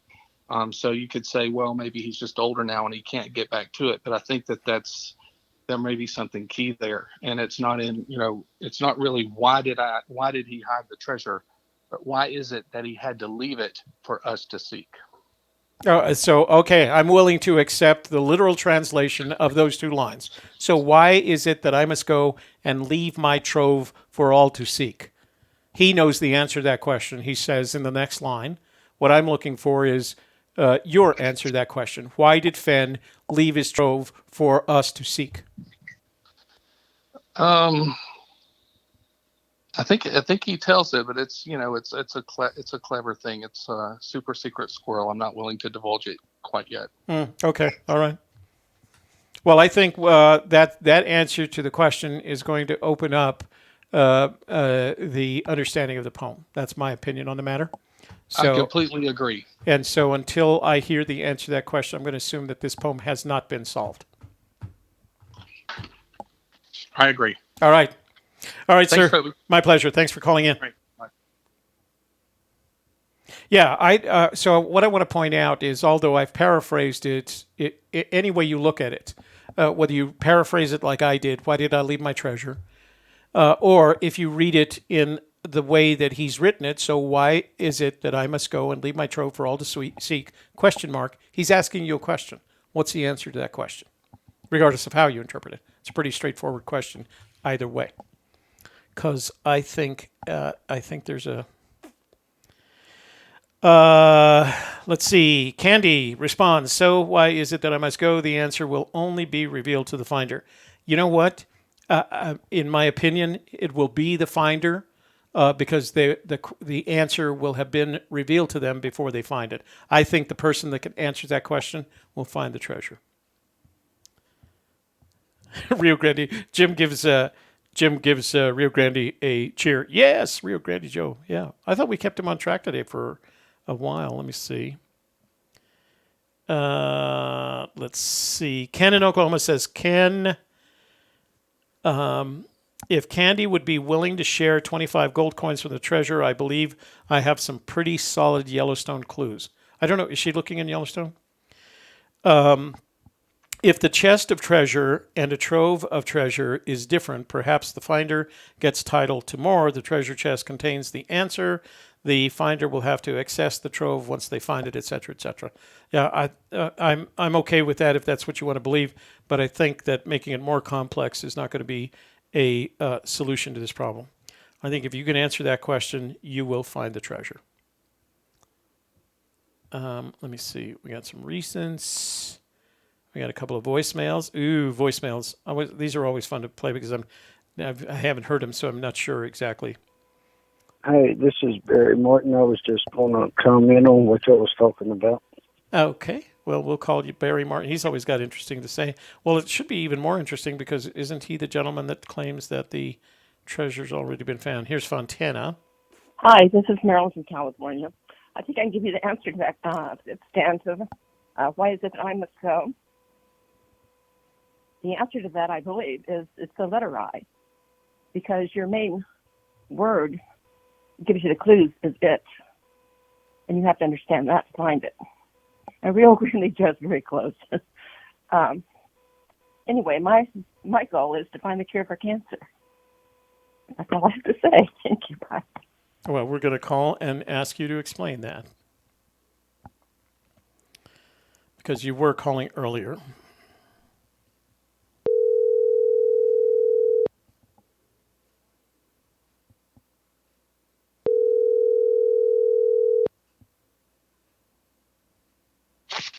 Hello. Hi, it's Toby from AGK. You're on the air. Oh, hi. This is Meryl from California. I left a message there. I got it, and I heard the message. I thought I'd call you back because it wasn't clear. What did you say your name was? My name's Marilyn. Maryland. I said Maryland. I meant Maryland. I didn't mean to add the D at the end there. Oh, so, okay. So I'm calling you because you claim you have an answer to the question that Fenn asks. So why is it that I must go and leave my trove for all to seek? What is your perception of the answer? I think so. I think now my solve, it's the letter I, and it's out of the word it. What is a literi? A letter. H-I-J-K-I. It's the letter I. Oh, okay. The letter. Because it's a puzzle. Okay, so it's the letter I. Okay. And it's a puzzle, and it has to do with the word it, which is the key word. And I don't want to give you any more of my solve, but actually Joe's pretty close on it, I believe. But it's the letter I. It's a puzzle. It has to do with words, and you can even take the word wise, and it's west is east. Mm-hmm. And my goal is to find a cure for cancer. So if you were to find the treasure, you would donate it in a way that would help find the cure for cancer. Is that correct? No, I have some clues on cancer. So if I'm wise, then I think I can find it. I've done research on cancer on my own. Oh, I see. I could really work with that. So explain to me, when you say you want to find a cure for cancer, how is finding the Fenn treasure going to help you do that? Just financially. Oh, okay. All right. So, yeah. Yes. So you would use the funds, the proceeds from the treasure chest to help you to fund your search for the cure to cancer. Yeah, part of it, yes. Not all of it, but part of it, yes. Absolutely. Okay. So let's go back to the question. The question that Fenn asks us is, why did I had? Well, I'm gonna go back to what Jim said.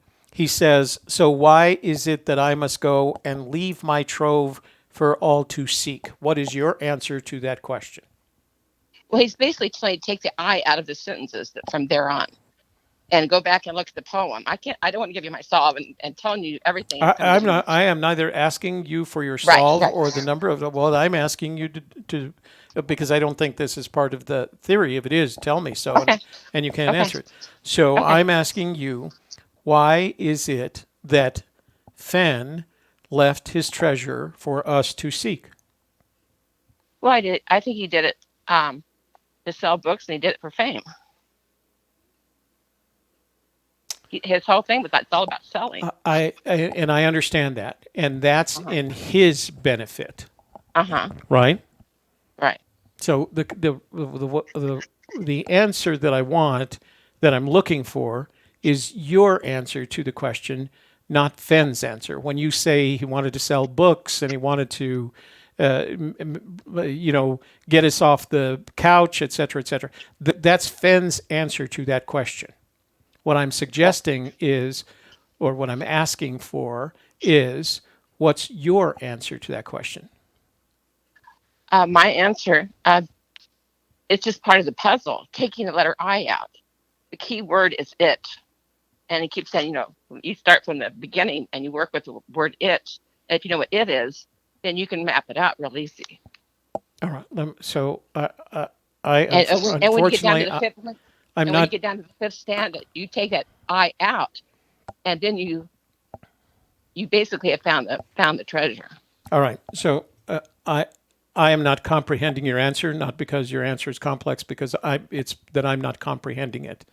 So would you please answer the question, starting your response with, Fenn hid the treasure because? Well, he hid the treasure because he wanted to create a, interest in the books, interest in the treasure, interest in the money, just for public interest and fame for him, I think. All right. I mean, I don't know for sure. Only he can answer that. Yeah. So here's my theory. Okay. My theory is, if you can answer that question for yourself, if you can say, for example, Fenn hid the treasure so I could cure cancer, then I think you have the best chance of hiding the treasure. Well, I really don't know. I would like to think that would be the reason, but only he knows for sure on that. Mm-hmm. But it's a word puzzle. You take the word wise, and it's west is east. Mm-hmm. It's all about that's up above. My thought. I'm very much focused on the fifth stanza tonight, so we'll come back to the fourth stanza another time. Okay. All right. Okay. Well, thank you for letting me call you back. Thank you. Have a great night. You too. Thanks. Bye-bye. I think we have covered all the recents. Let's see.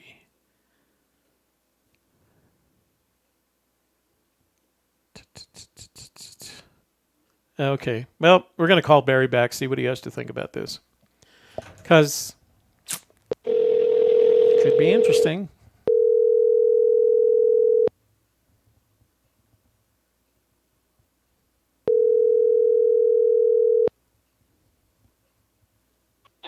Hello? Hey, Barry, it's Toby. Toby, how you doing, man? I wanted to comment on what y'all talking about. All right, but before you do that, I need to let you know that you're on the air, all right? Okay. Go ahead. All right. Well, the reason I think you said that y'all been talking about is he wants people to go through and see what he's seen. Once you follow this solve down through, there's a blueprint in there of his childhood. There's things in all through here. When you go to following my solve, you'll follow a blueprint in there of his childhood. Yeah. He wants everybody to walk and see his childhood. And once you get to the location, you'll understand every bit of this. All this has to do with his childhood. Things that he really worshiped, things that he really cared about back then. Mm-hmm. And there's a blueprint here. Once you follow my solve down, Toby, you will see it. All this has to do with his childhood. It was special things that meant to him. Cody meant a lot to this man. All right. He started school in Cody, but that was my solves. And I just want to let you know I won't keep you on here long. But no. I actually have a question for you. Yes, sir. Right. So you've talked about your solution. So here's my question for you. What would you do with the treasure if you found the treasure? Real simple question. What would you do with the treasure if you found the treasure? My whole intent when I found the treasure was to turn it back over to Forrest Fenn. If he give me something out of there or reward for finding it, but I would give it to him under the conditions that it goes to a museum. And when it went to a museum, he would put my name on there because I found it. All right. My name would be in a museum for life. That's all I would ever want in life. All right. I would That's rather fair. have that than a treasure. All right. And I sent him emails telling him this. Yeah. So let me go back and ask the question another way. So let's say that Forrest had already passed on when you found the treasure. What would you do with it? What would I do with it then? I would still admit it to a museum. It would be Church Museum. I would still put it in a museum, sir. If it was just gold, I could spend it. Mm-hmm. I could take it. Mm-hmm. This was stuff that meant something to somebody, and I'm just weird that kind of way. I don't want to profit off something that somebody really cares something about. I'm not that way. Right, I would still admit it to a museum, Got and it. I would still put my name on it. I found it, dudes. Right. Okay. So you would donate it to a museum without any expectation of being compensated by that museum. Is that correct? Yes, sir. As long as they give me a reward, say, hey, dude, you done a good job. But that's just if they give me a reward. I ain't looking for it or anything. If I was looking for the money part of it, I've been raised poor. I believe money would change my life. I mean, I don't got to have money to live. I got a nice little life going on. It ain't the money I was in for. I wanted to be the one that found this treasure.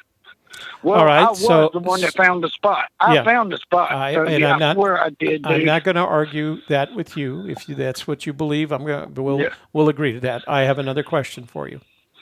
Yes, so sir. when Fenn asks the question why he hid the treasure, would you agree that you believe the answer to that question is so you could put that treasure in a museum? Is that why he hid this treasure? For me to put it in a museum? Yeah. Is that why Forrest Fenn hid this treasure? No. Then why did Forrest like that? Why did Forrest Fenn hide the treasure? Why did he hide it? Yeah. Because he asks us in the poem. He said, why is it that I must go and leave my trove for all to seek? Why did he hide it? Well, from that is what I talked about. He wanted people to walk through his childhood and see what he had experienced through his childhood. And once you go through this, you will see things that he done. I promise you. You will see his childhood going about. And past that, this will give a way for him, just like all of us have learned about Forrest Fenn. I knew nothing about Forrest Fenn. We do know about him right now, and we do know that he's an interesting person. And there's no other way to get something out there to the public than to do something like this. And I don't want to hurt Forrest by no means, dude, but this is what we're supposed to be doing. We're supposed to be looking for it. And I found it, man. And it's not my fault. Don't shoot the messenger. I'm not some rooster or something like this because I found it. This is what we're supposed to be doing. Right. And dudes, I found it, whether y'all believe it or not. I can take anybody out there and I can show them. There's nothing that nobody can ask me that will put this spot out of contention. There's no hints, no nothing that will take this spot out. There's no question anybody can answer me that will put this spot out. All right, so let me ask you a theoretical question. Yes, sir. Don't you think that it's better for the rest of us? Don't you think it's better for the rest of us if we don't believe you? Yes, sir. And sir, this happened. I'm not suggesting. Let me explain this. Let me explain this, and this will answer your question. This will answer your question. All right. This happened on June the 11th. That's when I found it. Yeah. 2019. Yeah. I've slept with this. I've lived with it. And it's something hard to do when you've done this and you've went through all that I've went through. And then you listen to y'all go through stuff that y'all are going through. It's funny. It's real funny because I can give the answers to everything everybody was asking. The lady earlier was asking. I can explain every bit of that to her. Mm-hmm. And it feels funny to just stay quiet. I have stayed quiet, sir. I didn't come out of them mountains raising hell and telling it. I know what's going on here, and I know the experience I had, and I want everybody to have that experience.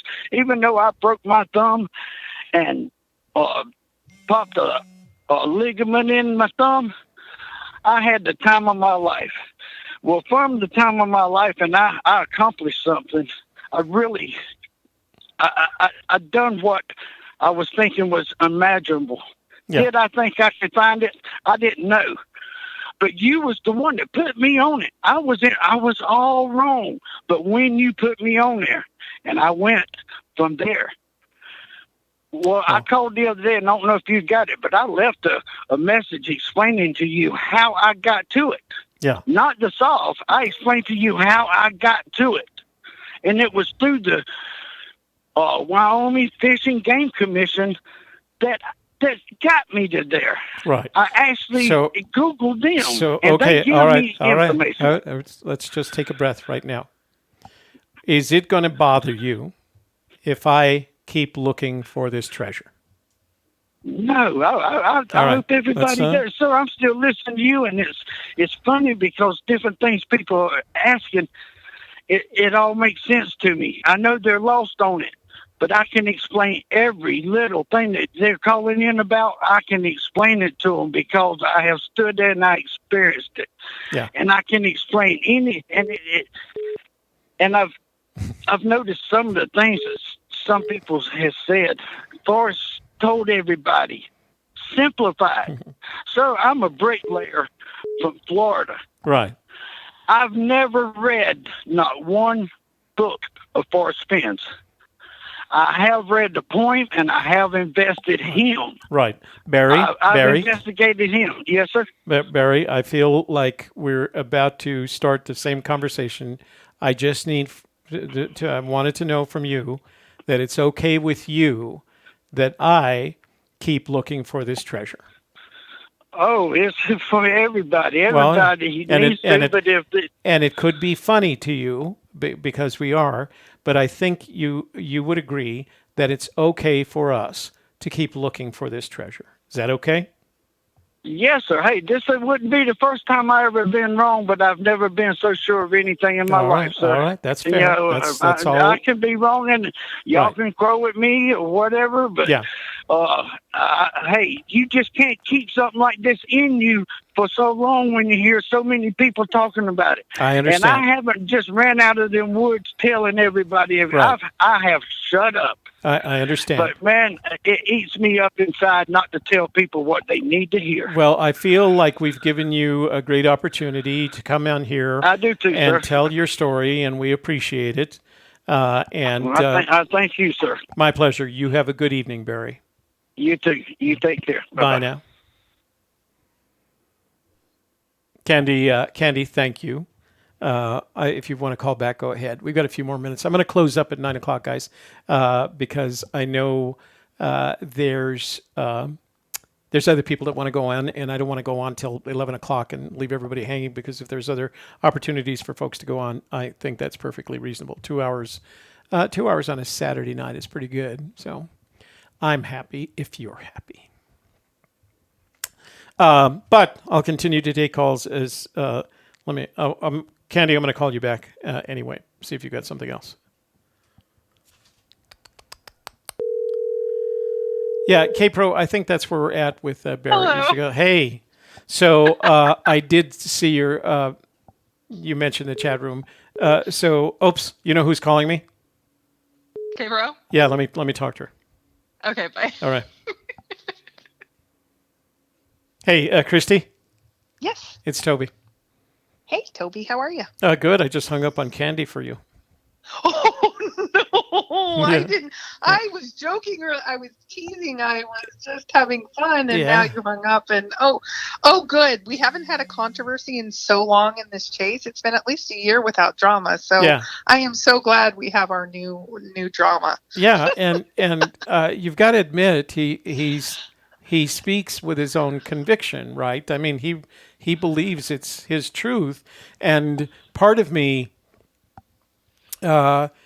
me wants to. I don't want to say feel sorry because I think that could be interpreted as offensive, but he believes it so deeply you can't help but, you know, Wait, I thought you feel. said you hung up on Candy, and now you're saying a he. What? No. I'm talking about two different things. Candy called right after I hung up with Barry, Oh, okay. right? Yes, yes. And I think she was calling just to save me from myself, right? And you know what? Barry seems to have convictions, and how can you fault that? And he doesn't seem No. like a bad person. He just seems very, very confident, and he Well, just seems nice. And how can you fault that? It's well, nice. the fault is in the empathy that I feel in the conviction because he seems to be there. There's a part of me that feels like he's experiencing suffering as a result, right? Yeah, He keeps yeah, it to himself, and I'm not sleeping, and life has changed for me, etc. He's used some of the verbiage that if I was his life coach, I would want to offer him some life coaching advice. Like, no, you can't go on like this. This will destroy you from the inside because it sounds to me like there part of this is eating him from the inside. And I yep. can't imagine if we lose, not that I'd blame the treasure hunt on any of this, but if we were to lose another treasure hunter in the process of, if that young man from wherever I remember the one that was at the bottom of Eric Ashby. Yeah, no, not Eric Ashby. The most recent the one that was pastor. down at the canyon. The one he was rescued, right? Oh, David. Yeah. Yeah. So imagine if he hadn't been rescued and we would have lost him in the process, how this guy would feel, convinced that he knew where the treasure was and nobody was listening to him that he had found the treasure. Now the problem is we've heard that so many times over the years from various people who had the same level of conviction, who had proof, who had photographs, etc. So I mean, I remember the first one was that preacher in combination with gold finders or something like that, and they had that solution up in Colorado, and they had a picture of the hole where the treasure was, and Yeah. so as long as it's we've just heard it before, so it's hard to take anybody seriously without the evidence. And if Joel was here, the absence of evidence is not evidence. Yeah, well, and I was talking to a searcher maybe 2-3 years ago when several of the deaths had happened, and he truly felt convicted to, I have to go out and solve this so then this doesn't continue to happen. Right. And went out too much, and I think was too focused on the search rather than like keeping his livelihood going. And it Right. was like, I understand what you're saying, and that's noble to say it, but you also have to keep your life going. And it just shows all sides of human behavior. And I appreciate what they were saying, but we, thank goodness we haven't had that in a little bit. So Yeah, and I think searchers are being progressively more wise about how they approach it. Not that there aren't people who are going to continue to do things that an 80-year-old man. I mean, again, the young gentleman that found himself at the bottom of the canyon after a snowfall. You've got to ask yourself, how did you get there? And I know you talked with him for a long time about that. yeah, But yeah. we don't want that to happen. We don't want any of you losing your life over this. Certainly on the basis of going into a location that Forrest Fenn couldn't or wouldn't have gone into, Right. or Right, taking an action that Forrest Fenn wouldn't have taken or wouldn't expect any of his treasure hunters to take. Right. I think Right. I think there was a point in time where he thought of all these people as an extended family in some ways, and you don't want to lose members of your family. Well, and you know what I hear the most, and I heard it from that searcher plus a few others, is but Forrest Fenn, and then they put him in this godlike status. He said he was 80, and that's like an average 30-year-old. Yeah. And I'm like, No. because Forrest Fenn told me Yeah. the 100 pounds heavier Christy, Right. you could make it just fine. Like, oh, you made it a mile hiking today, you can make it. Like, he wasn't talking about like him. I do think he was talking about him at 80, but don't think of Superman at 80. Think about, just the average person, like an average human being at 80 is what I believe. Yeah. But I think some people put him on such a pedestal that they think, well, he flew in with his superpowers and came in and then took it. And so it can be in this huge ravine that I had to take with a rope, and the rope didn't, Yeah. And that, I hear that more than anyone, but it was Forrest at 80. It's like, oh no, he says No. average man. He has said many times average person. Right. And I've only known Forrest from the period of time after his 80. I first met him when he was 83. I'm within 8 years, I just turned 71. I'm within 9 years of when he hid the treasure, and I know what my limitations are. And you're right, he was a outdoorsman. He did all those things. But at 80, you're not hiking like a 30-year-old. You're not hiking like a 30-year-old. You're hiking like an experienced 80-year-old. And in addition to that, you're in there alone. There was nobody with him. And so you're not going to put yourself in a situation where you're risking yourself in an area in the mountains where you're alone and you didn't leave anybody any notes behind saying where you were going. So and even more for me, I contacted him the first time after Randy had passed. I asked him, he said corporate like. I told him I was an overweight, out of shape. He changed the words to be kind to me, but I said I was overweight, out of shape mom that was going to try to go out, and should I go out, I made it a mile hiking that day. Yeah. And his words were, yes. That tells me you're not going, you're definitely not rappelling. You're not getting in a helicopter and jumping out of it, right. Let alone you're not going 5, 6, 10 miles. You're not going down ravines, etc. But he would not, in my opinion, after what happened to Randy, let alone other searchers now, he would not put me, a searcher that he didn't know, but any searcher in harm's way, in my opinion. Right. I agree. And Sassafras just said, don't forget also that at 87, he said that he could still go and get it if he was so inclined. That was another 7 years on top of it. And I've watched him. I have video that I can look at of recordings that I made in 2013 versus recordings that I've made in 2018. And I can see the difference. Yeah. He's lighter in weight. He's a little bit more, stooped. But the stooping of age, I expect that at 80, I should be able, considering my present health, and if I live that far, I feel like at 80, I should be able to go out and hike in the forest. Right. And then I could carry 20 pounds,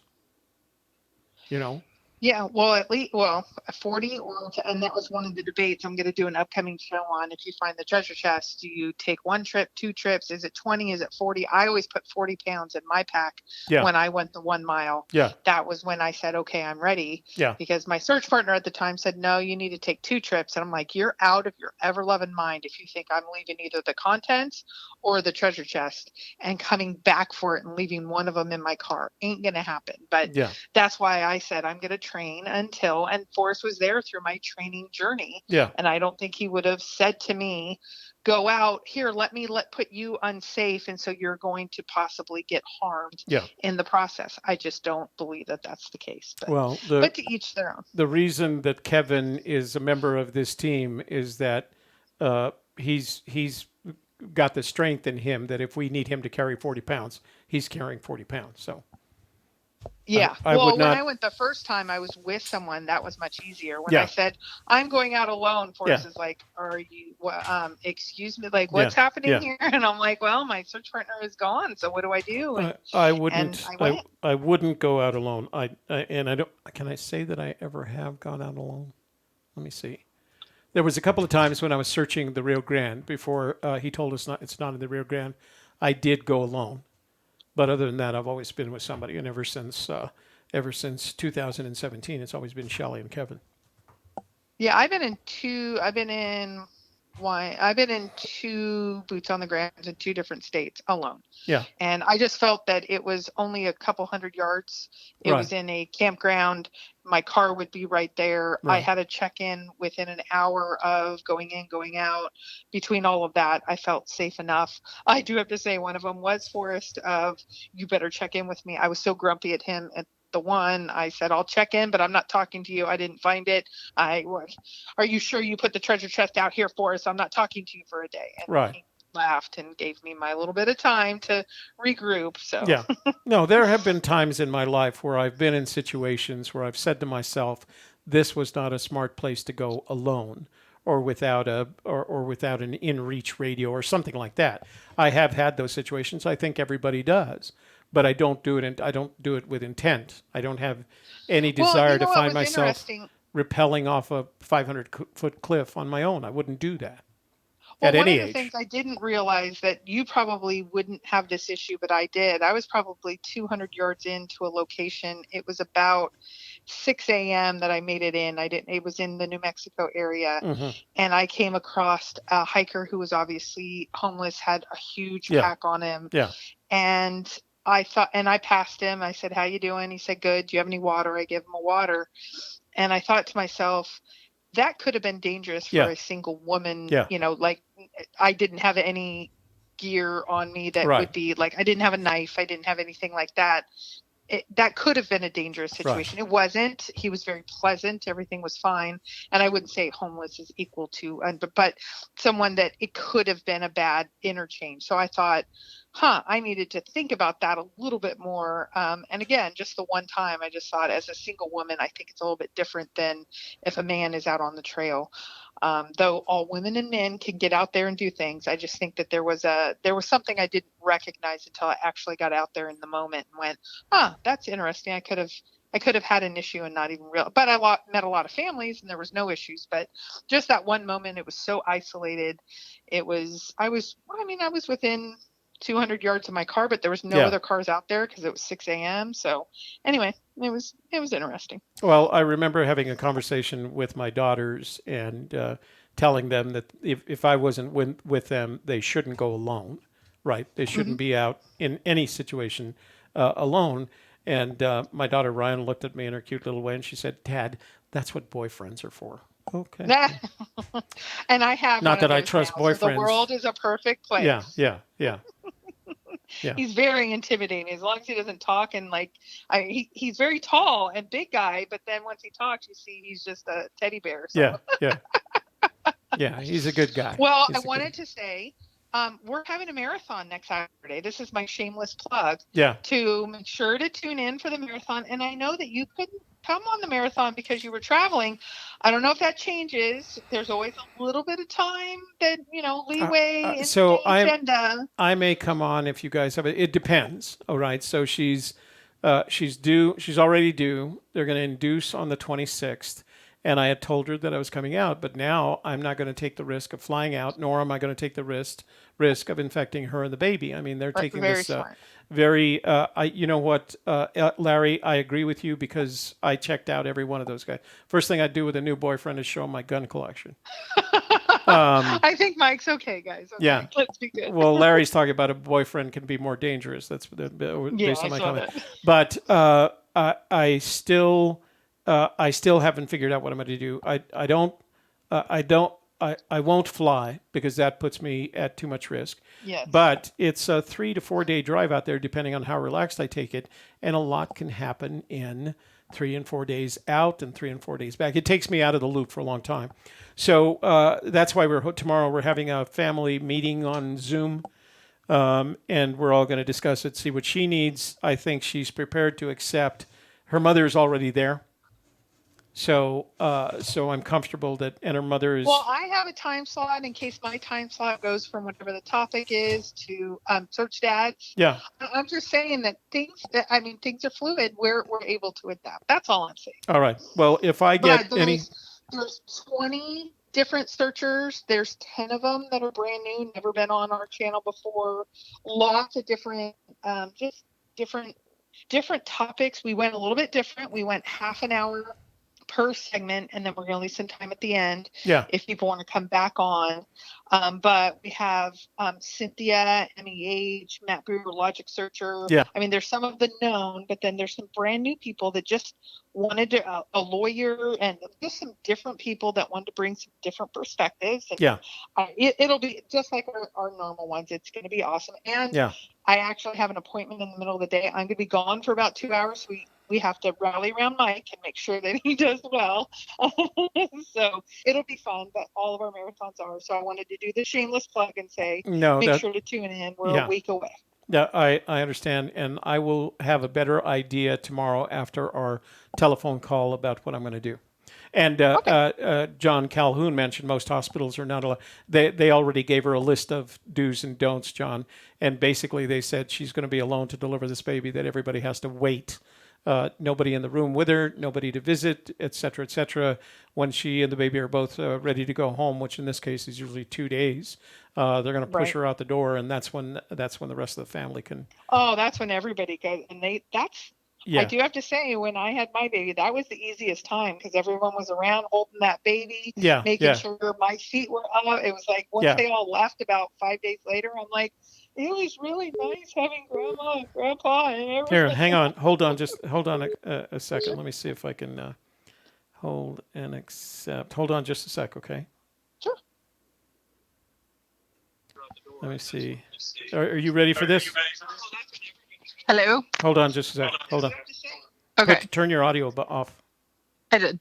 All right, hang on.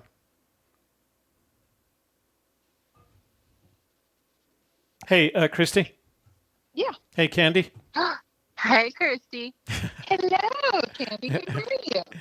I just wanted to let you guys know that Tony just told me right now there is a new scrapbook posted on Dell's site from Fenn about anagrams. Well, of course he posted a scrapbook. AGK is on. Hang on just a sec. Let me take a look at it. The scrapbooks only come up when AGK is on. And Candy, let me ask you, because I think the last scrapbook you had been chit-chatting with Forrest a couple hours before and said, hey, do a scrapbook, and then it magically appeared.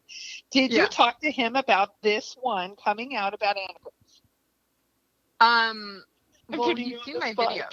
He's seen my videos. I know he's seen them because I send it to him, and he says that he watches them because he likes my awkward mannerisms.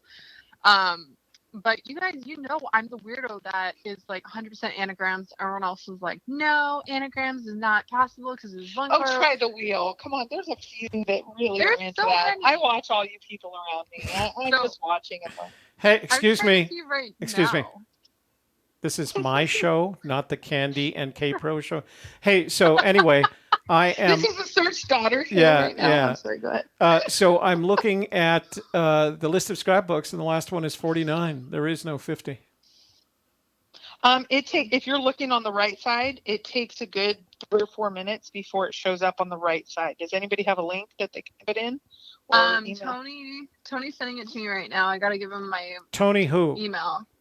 Tony Woods. He's because I can in your chat right now. Oh, because I can. Yeah. So I just refreshed the screen and it doesn't show up. Yeah. So on the show, on your last show, when the last scrapbook came out, Toby. Yeah. When people were saying it was there, I'm like, guys, over on the right, it's not showing, and somebody had to send it to me because it took until the right side. Well, here, for some reason, it didn't come out. If you just look at the URL here, let me do the Shadow Sorry, says, guys, I'm just nerding out. Shadow says there is no scrapbook. All right, hang on to the 3. So 249. Well, maybe. Okay. So what's here's today? What I'm going to say. Because I got a private scrapbook. This is huge news. Sorry, I'm being ornery. 249 would be 250. Hang on. Oh, I should probably get my Gmail. First stanza. F-I-F-Q-Y. I don't see it yet. I'm just saying, while I was listening to you guys conversate, Tony Woods messaged me on Facebook and said there's a new scrapbook on Dell's site. And Tony, send it to me. What's wrong with you? Come on, Tony. So there is no indication that there's a new scrapbook. Tony being funny. Yeah, he might be just being funny. Oh, let me go to the greatest forum known to man. Let me go to Thor House, first stanza. and see if there's It's on Thor. Yeah, see, there's not even any discussion, latest posts discussion on it. Tony, are you pulling our legs? I think Tony is pulling Candy's leg is what he's doing. Oh my god, I'm gonna cry because I'm gonna sound like it's such an idiot on my TV. You fell for it again, Candy. And was it really Tony, or did someone hack his account? Yeah. No, it's Tony. Oh. Tony Woods. He's saying, I'll tell you right now. He's saying, he said, new scrapbook about anagrams! Exclamation point. And I'm like, what? Link me. And then he says, dial site. And I'm like, link me. And he's like, what's your email? So I just sent him my email. Well, post it once you get back in the room. If you get the link and it's not just Tony pulling your leg, post it in the room and we'll go look at it. Okay. All right. I just want to let you guys know. So Okay. yeah. You Oh, well, I think we have something to talk about tonight. You're if that letting us happens. know nothing. There is no script. What are you letting us know? Give me I something. see nothing at this point. but I that see doesn't mean that- nothing. All right, guys. Oh wait, Well, wait, and, you Tony, Hey, Tony just messaged me. He said he just sent it. Hold on, you guys. All right. Hold on. Okay. Dun, dun, dun. Let's see. Oh, let me go to my, because Dal sends an email before he sends The big talk, according to everybody else, was the photoshopping that went on with this. Oh, did you see my response to that up on Galore? I emailed Dale. Yeah. And Dale gave me a very lengthy response that said he went out in October. He took hundreds of pictures. He is a photographer by trade. Yeah, yeah. Here are the things that he has done. And he listed, he cut out certain things like forest ears, like he calls them, ears. Yeah. Several things that he didn't think was good. He lighted images here and there. That's what he does by trade. He just thought it would be a better picture than originally. And he's like, there's Forrest doesn't even know of the pictures. He sends them the text. Yeah. He finds the pictures. Right. I put the entire response of Dale's up on Janet Langard's Forrest Facebook Facebook. Yeah. Yeah. So there's nothing to it, but I did think there was something to it for a hot second. Yeah. Uh-oh. Del Nito's site is updating at this moment. Ooh. I'm sorry, you guys. I'm just excited because if he posted a scrapbook about anagrams, he's still my beating heart. It's either I'm my fiance something or I'm totally wrong. Be still my beating heart. Okay, so did Tony send you something? He's trying to. Okay. Oh, he sent me a screenshot. Okay. That is not a URL. He's pulling your leg. Oh God, no, there is, but he's spelling my Gmail wrong. He's putting an E at the end of house, but it's HAUS. Oh God. All right, so so I've got to close up shop here, guys. Okay, I will send you the link as soon as I get it. You don't have to send it; just post it to the web. Oh, Toby loves scrapbooks. He will analyze it for hours. It's gonna be awesome. Toby loves scrapbooks. That's his favorite thing. Yeah, that's why Dale puts them out right when Toby's on. Right when that's why. While my show is up, because he knows how much I love him and how much I can spend time analyzing them to death. Yes, so, you have your full day tomorrow now. Now you know what you're going to be doing. I do, yeah. I've got a day planned tomorrow too. So I'll let you know. I'll tell you what. I'll let you know as soon as I talk with the kids what I'm planning for next weekend. All right. Okay. All right, you two. Thanks. Bye. Bye. Wow, that's a big step in a dangerous direction, huh? Candy and K-Pro on the phone simultaneously, huh? All right, guys.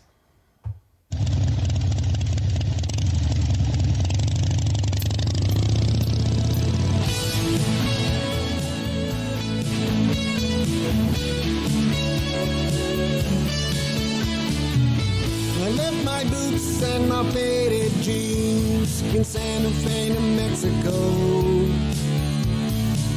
and swapped them for a coat and tie and someplace else to go. I had days that were laced with white lines on narrow blacktop roads, with honky tonks around each day in drunken episodes.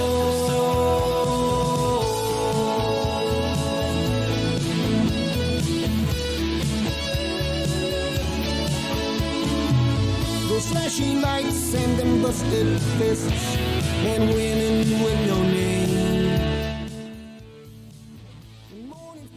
All right, boys and girls, ladies and gentlemen, saints and sinners, thank you for joining me tonight. I've had a great time. I hope you've had as much fun as I have. Another Saturday night Church of the Search, and I thought we had a good time. I think I'm going to start kind of doing that, where I focus on just one thing and keep beating up everybody over it. I mean that in a figurative way, not a literal way. And see if we can get some answers, see if we can come to some conclusions about this thing. So think about it. Think about it for yourself. Why did Forrest Fenn hide this treasure, right? However you want to interpret it. Jim was doing a very literal translation and had some thoughts on that, but I have the more figurative translation. Forrest Fenn, he says he had a treasure. He knows the...